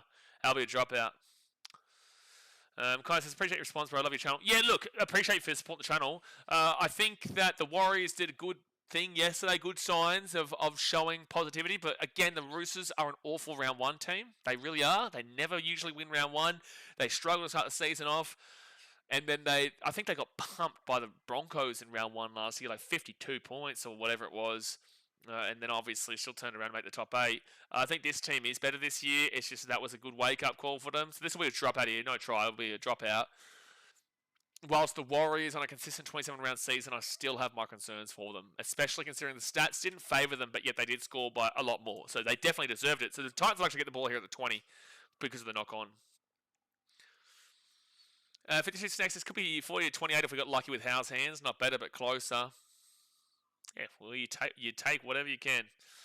You know, you can take whatever you can. But it would have been 6-6. Or 12. It would have been 12-6 if Rama got the first one. Yeah, mate, we ended the Roosters season round 1 last year. Yeah, exactly right. Good morning, Jonathan. Sam says, Rama Howe creating his own statistic. Most certain try air swings in a career. Yeah, it's all happened in the one game. So Tino on second tackle. He is 5 metres away from the line. Get another try here. It starts to look a little bit better. But again, the criticism still is absolutely valid. I know what my Instagram post it'll be. We won the second half. So we're still undefeated this year because second half's the only thing that matter. Elias to Mike Potawaker. This is how unserious it is, guys. Like, you read the room. When I say we're going undefeated, I don't actually mean it, man. But I'm just having fun with it all. The Titans kick this ball through for Keanu Kinney chasing it. And it will be Trindle who gets there, but taken down to the end goal. Good tackle. Last try wins. Well, we're winning then, Jesse. We won in Vegas, though, 3 years ago. Against Broncos, yeah. Well, your jersey yesterday did look very American, so that would be what I would say. Very American. Has an NRL team ever gone undefeated? NRL? No. NRL, no. Rugby league overall since 1908? I don't know. Probably someone back in probably Rabbitohs in 1908, or someone in the 1910s, because there wasn't many teams around. There wasn't a great deal of competitions. There was actually a team that won a grand final due to a forfeit, which tells you how legitimate a lot of those early premierships are for the Rabbitohs. But the point is that it still happened, yeah? But there is multiple games where teams didn't turn up to the grand final. A lot of people don't notice. Second tackle with the Titans there, 15 metres away. Lockie Ilias, that ball's going to hit the grass, and it's a knock-on for the Titans. Bad pass there from Ilias. Everyone says, yep, considering Broncos won most of their games in the second half, which means Titans are still undefeated. Correct. Now we're getting it. Buck says, after the first try in the second half, thought the Sharks would absolutely steamroll over the top of the Titans. Oh, very similar to like what the Storm did against the Eels. Your Eels, right, Buck? You are very easy for me to put down your team right now. You are not in a laughing position as a Parramatta fan. You are still in last. But also, I don't want any other Parramatta fan to think that I'm having a crack at your team for that. I'm just replying to that idiot. But for everybody else, with the Eels fans, I get you, right? So Paradise, you've been good on this stream. You're great. I'm not trying to insult the Eels for you, but unfortunately you've got a clown here that's trying to go at the Titans, so that's going to hurt your team because that clown supports the same team as you, so that's why we're going to respond to him in that way, which then unfortunately hurts your team through that clown. So that's what happens. Andrew says, please, Eels fans, don't talk shit. We are shit. Fourth tackle now with the Sharks at the 50. Lager says, random fun fact, if AJ breaks the record against the Dogs in round 5, oh, that's right, if he gets hat-trick tomorrow, then he breaks the record. Ken Irvine broke the record against Johnny King, and AJ has the chance of breaking it against Johnny's grandson, Max King. That's interesting, but he'll score 3 tries before round 5. He has the Roosters next week. Keanu Kenny grabs it, and he'll be taken back into the in goal. That's good work there from Will Kennedy. Will Kennedy probably is going to go and get 6 points out of this game, mind you. I want to put that out there. Will Kennedy has had a really good game here. That was home, ladies. I'm not going to give you shit for your Titans, but proud of you and your team from Wise Fan. Well, I don't think you should be proud of my team, but be proud of me if you want for sitting through this dribble. You can be proud of that. I don't think you can be proud of the team. Don't worry, I get it. I hate some of our fans also. Every fan base has got it, man. Welcome to the Super League. Ilias, how disappointing your big game, and you've absolutely shut it. It's not been just him, but yeah, he has had a poor game, and that short dropout will not go to 10. It will actually go back into the in-goal. So Sharkies get the ball at 10. All that smoke, boys, says, hey, bro, love your work. Hardest work on YouTube. We did podcasts on our channel talking a lot of footy. Peace. There you go. Get around it, man. If you ever want to have a chat, let me know. Hit me up on Instagram. JC Finesse says, are you reacting to the Canberra game? I am live for every single game, JC Finesse. Appreciate the support, by the way, all that smoke, boy. So Sharkies now, they're 10 metres out. First tackle. Yeah, Eels stink, but of poo only to the Muppet Andrew Paradise, not talking to you. Yeah, get in, Andrew. Oh, you will, eh? He'll be held up over the line. Second tackle. Sharkies ball 10 metres out. Brighton says, yeah, didn't Bunnies say they weren't turning up so the other team didn't rock up? They then kicked off to no one scored and won the game. Yeah, then kicked off to no one scored and won the game. And a comma would have been brilliant there. But overall, yes. There was that where the Rabbitohs kicked off to nobody, got the ball, scored, and won the game through that. So Billy Burns, he's been very good. He's one of the most underrated players in the league. 4 tackle, 5 metres out. Blake Brayley gets it to Calhoun, and Calhoun will be 3 metres out. Just come on, hold the 50 out. Hold the 50 out here, Titans. You'll take it considering how much you were down by at half time. Will Kennedy, short ball on the line. Fit tackle. Oh, they lost the ball backwards. Someone locked down Trindle. He kicks it through for himself, and Keanu Kenny gets it and gets out of the in goal. He'll be 5 metres out. Come on, just don't give up 50, man. Everyone says, Brenton, nope, but tomorrow's the World Cup final. What did Brenton say? I can't see Brenton's comment. Oh, any cricket on tonight? No, tomorrow night. New Zealand versus India in the T20 World Cup final. And then our next cricket stream will be on Wednesday in an ODI between Bangladesh and Pakistan. But the T20 World Cup finishes tomorrow, and it's going to be a good one. You know, I know there's going to be a lot of English there waiting to slap Shatij if they lose, and I know we'll have a lot of Kiwis there because we have a decent Kiwi audience on this channel. It's on an awful time slot for you in Aussie, and definitely for you lot in New Zealand, an awful time slot, but you know, at the end of the day, it's a big game. Ilias, good run here, good run. He gives it off here to Jojo Fafita, flicks the ball back onto the inside, and I'm so glad that he's gone over the sideline there, because otherwise he threw it straight to a Shark. My name is up the Sharkies. Now, good win for them. At the end of the day, we want to see you guys play against a good team to see where you're at. But at the end, you can only play who you're playing, right?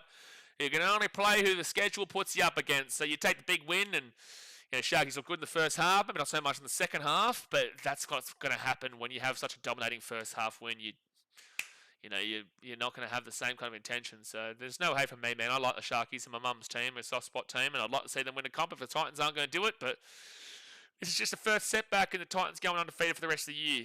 We are winning the second half right now, and I was more so talking about from the second half onwards, yes. So third tackle, and Nico Hines to Ueli, 25 metres out. Now fourth tackle. Come on, just don't give up 50.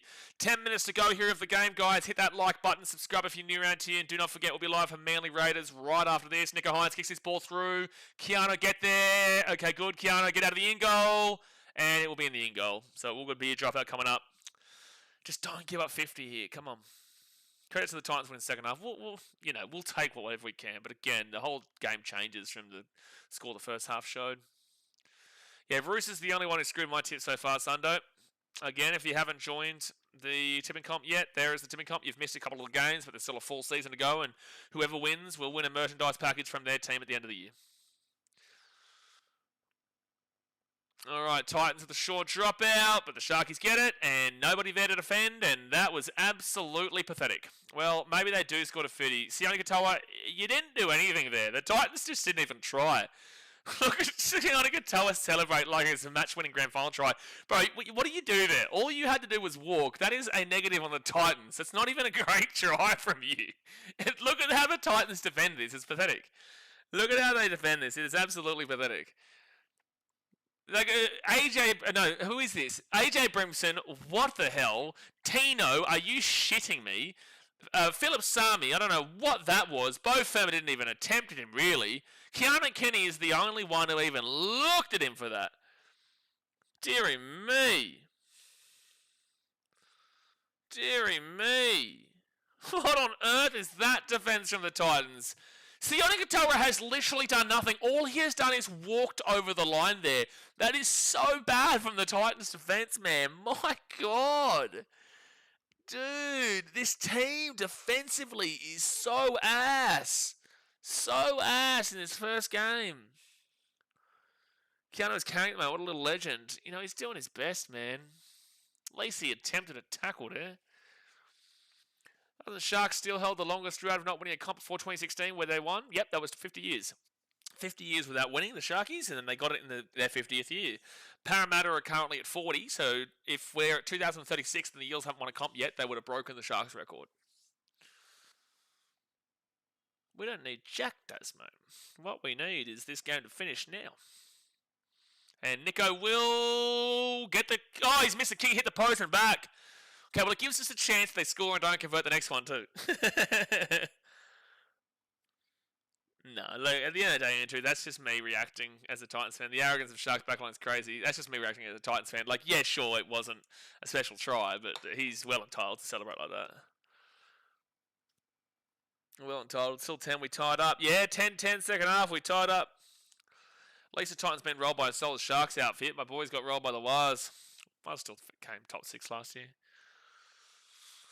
So Sam Verrills has picked up an injury here today, by the way. He's got ice on his pec.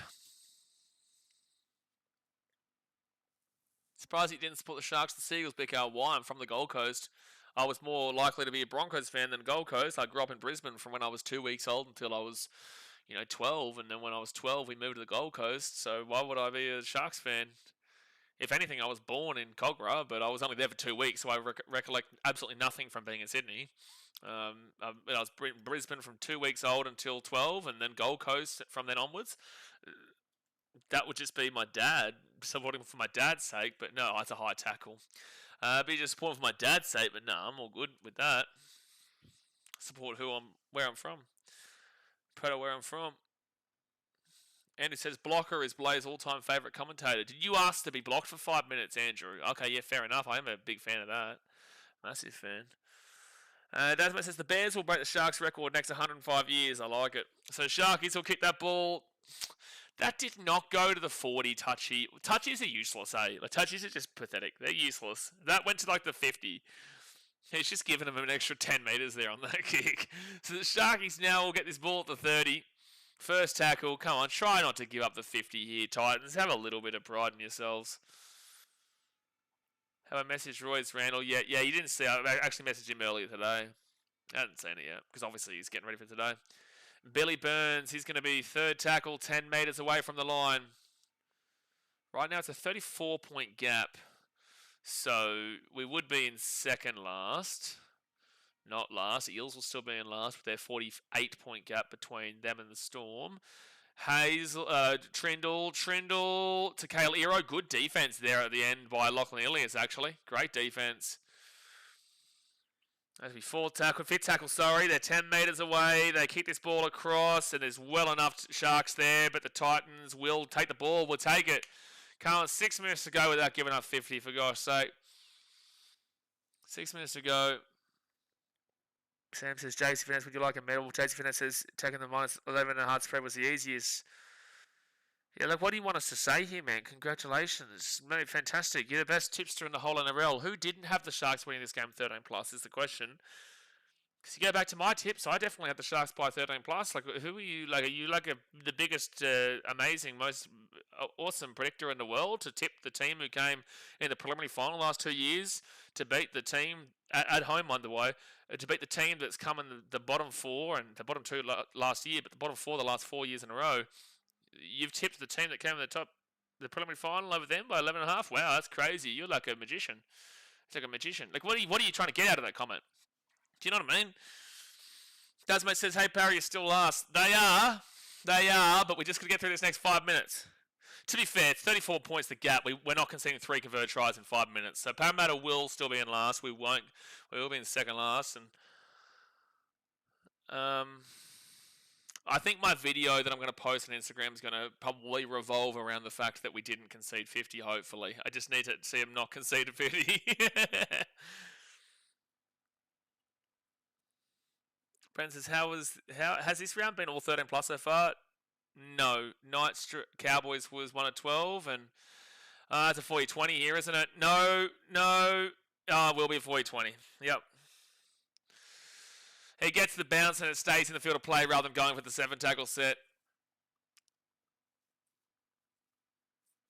The Titans should have never changed their name to the Pirates. That is a ludicrous decision. It'll rid them of whatever curse has been put on us. Yeah, I'm okay with them getting rid of the Titans name, but not the Pirates. God, that'd be so embarrassing. That'd be so embarrassing to be called the Pirates, man. Yeah, Dragons Bulldogs was 1 point, plus we also had Knights Cowboys 1 of 12. But every other game in Australia so far has been 13 plus. Pirates are cool, not for the Gold Coast. Gold Coast Pirates. First tackle now at 10. Dolphins made the most sense. Dolphins makes more sense than Redcliffe, but obviously they got their name. That's what we were originally going to be called. Maybe call us the Gold Coast Suns. How about that? Who's ever thought of that one before? Nicho Hynes, and we are going to concede 50 because this team's just useless defensively. Oh, this team's just useless defensively, man. 48-10. Hopefully they miss a kick. Oh, you're a bandwagon. You should go for the Dragons, bandwagon, man. I shouldn't go for the Dragons. Chat. Someone says, I tipped the Titans this round. I don't like winning those to let pass. Well, I tipped the Sharkies, so... it is what it is. Dragons got completely robbed. Yeah, I'd agree. Ibrahim says, it should have been a draw. Every game outside of America has been 13 plus, yeah. Remember the other names had in the poll in 2007? They were going to be the Dolphins. They were going to be the Dolphins, but the Dolphins were going to sue. If not the Titans, what would you change it if you could? Someone, you're an idiot saying Gold Coast Sailors. You're a muppet. What would I name the Gold Coast franchise if it wasn't Titans? Bumblecluts? Oh shit, I don't know, man. Give me some suggestions in the chat. Kai's Kitchen says Gold Coast Suns. Yeah, call us the Gold Coast Suns. And have a drunken sailman Titans fan the last 20 years be the logo. Just make me that. I'll probably have to have a few drinks to get through this season if this is what we're going to be saying. Gold Coast Orcas. So Nicho Hynes to get a 50. Nicho Hynes.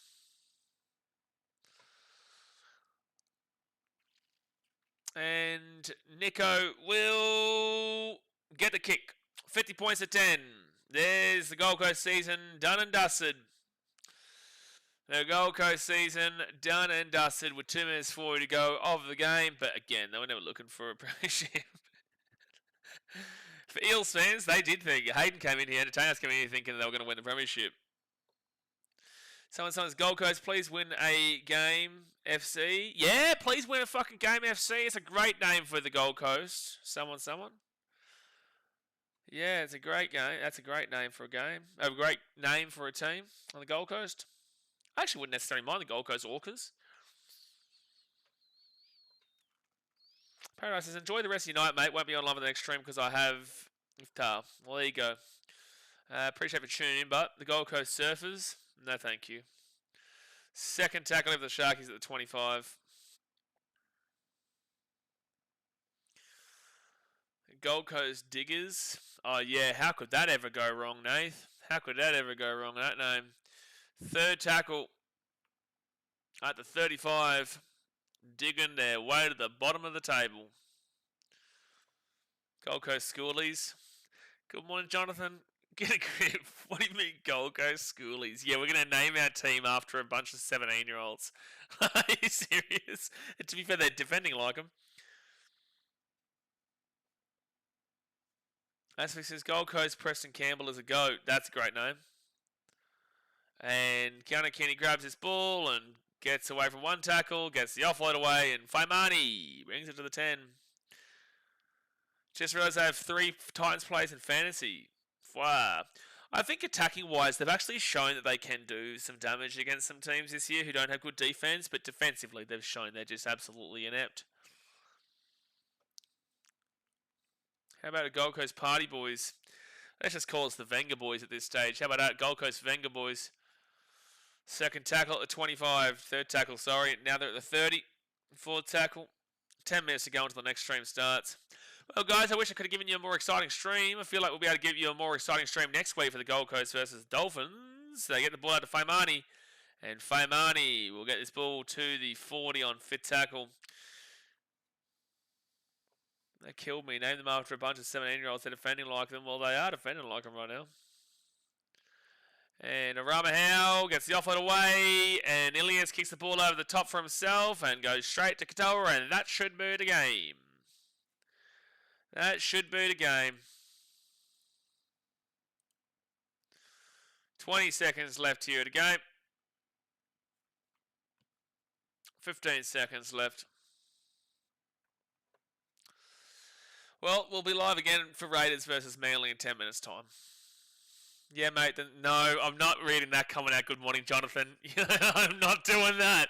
I am not reading that coming out. But I am getting the fuck off this stream because Sharks win 50 to 10. Titans absolutely Muppetarunos. Guys, I'll see you in 10 minutes' time for the next stream, which is the Raiders versus Manly. If you're a Titans fan, be proud of yourself that you still get up in the morning to watch this shit. Long season to go. It's only round 1. Hopefully we can look better against the Dolphins. But Sharks, you looked good. You got the job done, and well done on you for absolutely slapping it down. But obviously, hit that like button, subscribe if you're new around here, and I will see you in 10 minutes' time for the next game. Thanks for watching. Catch you later. See ya.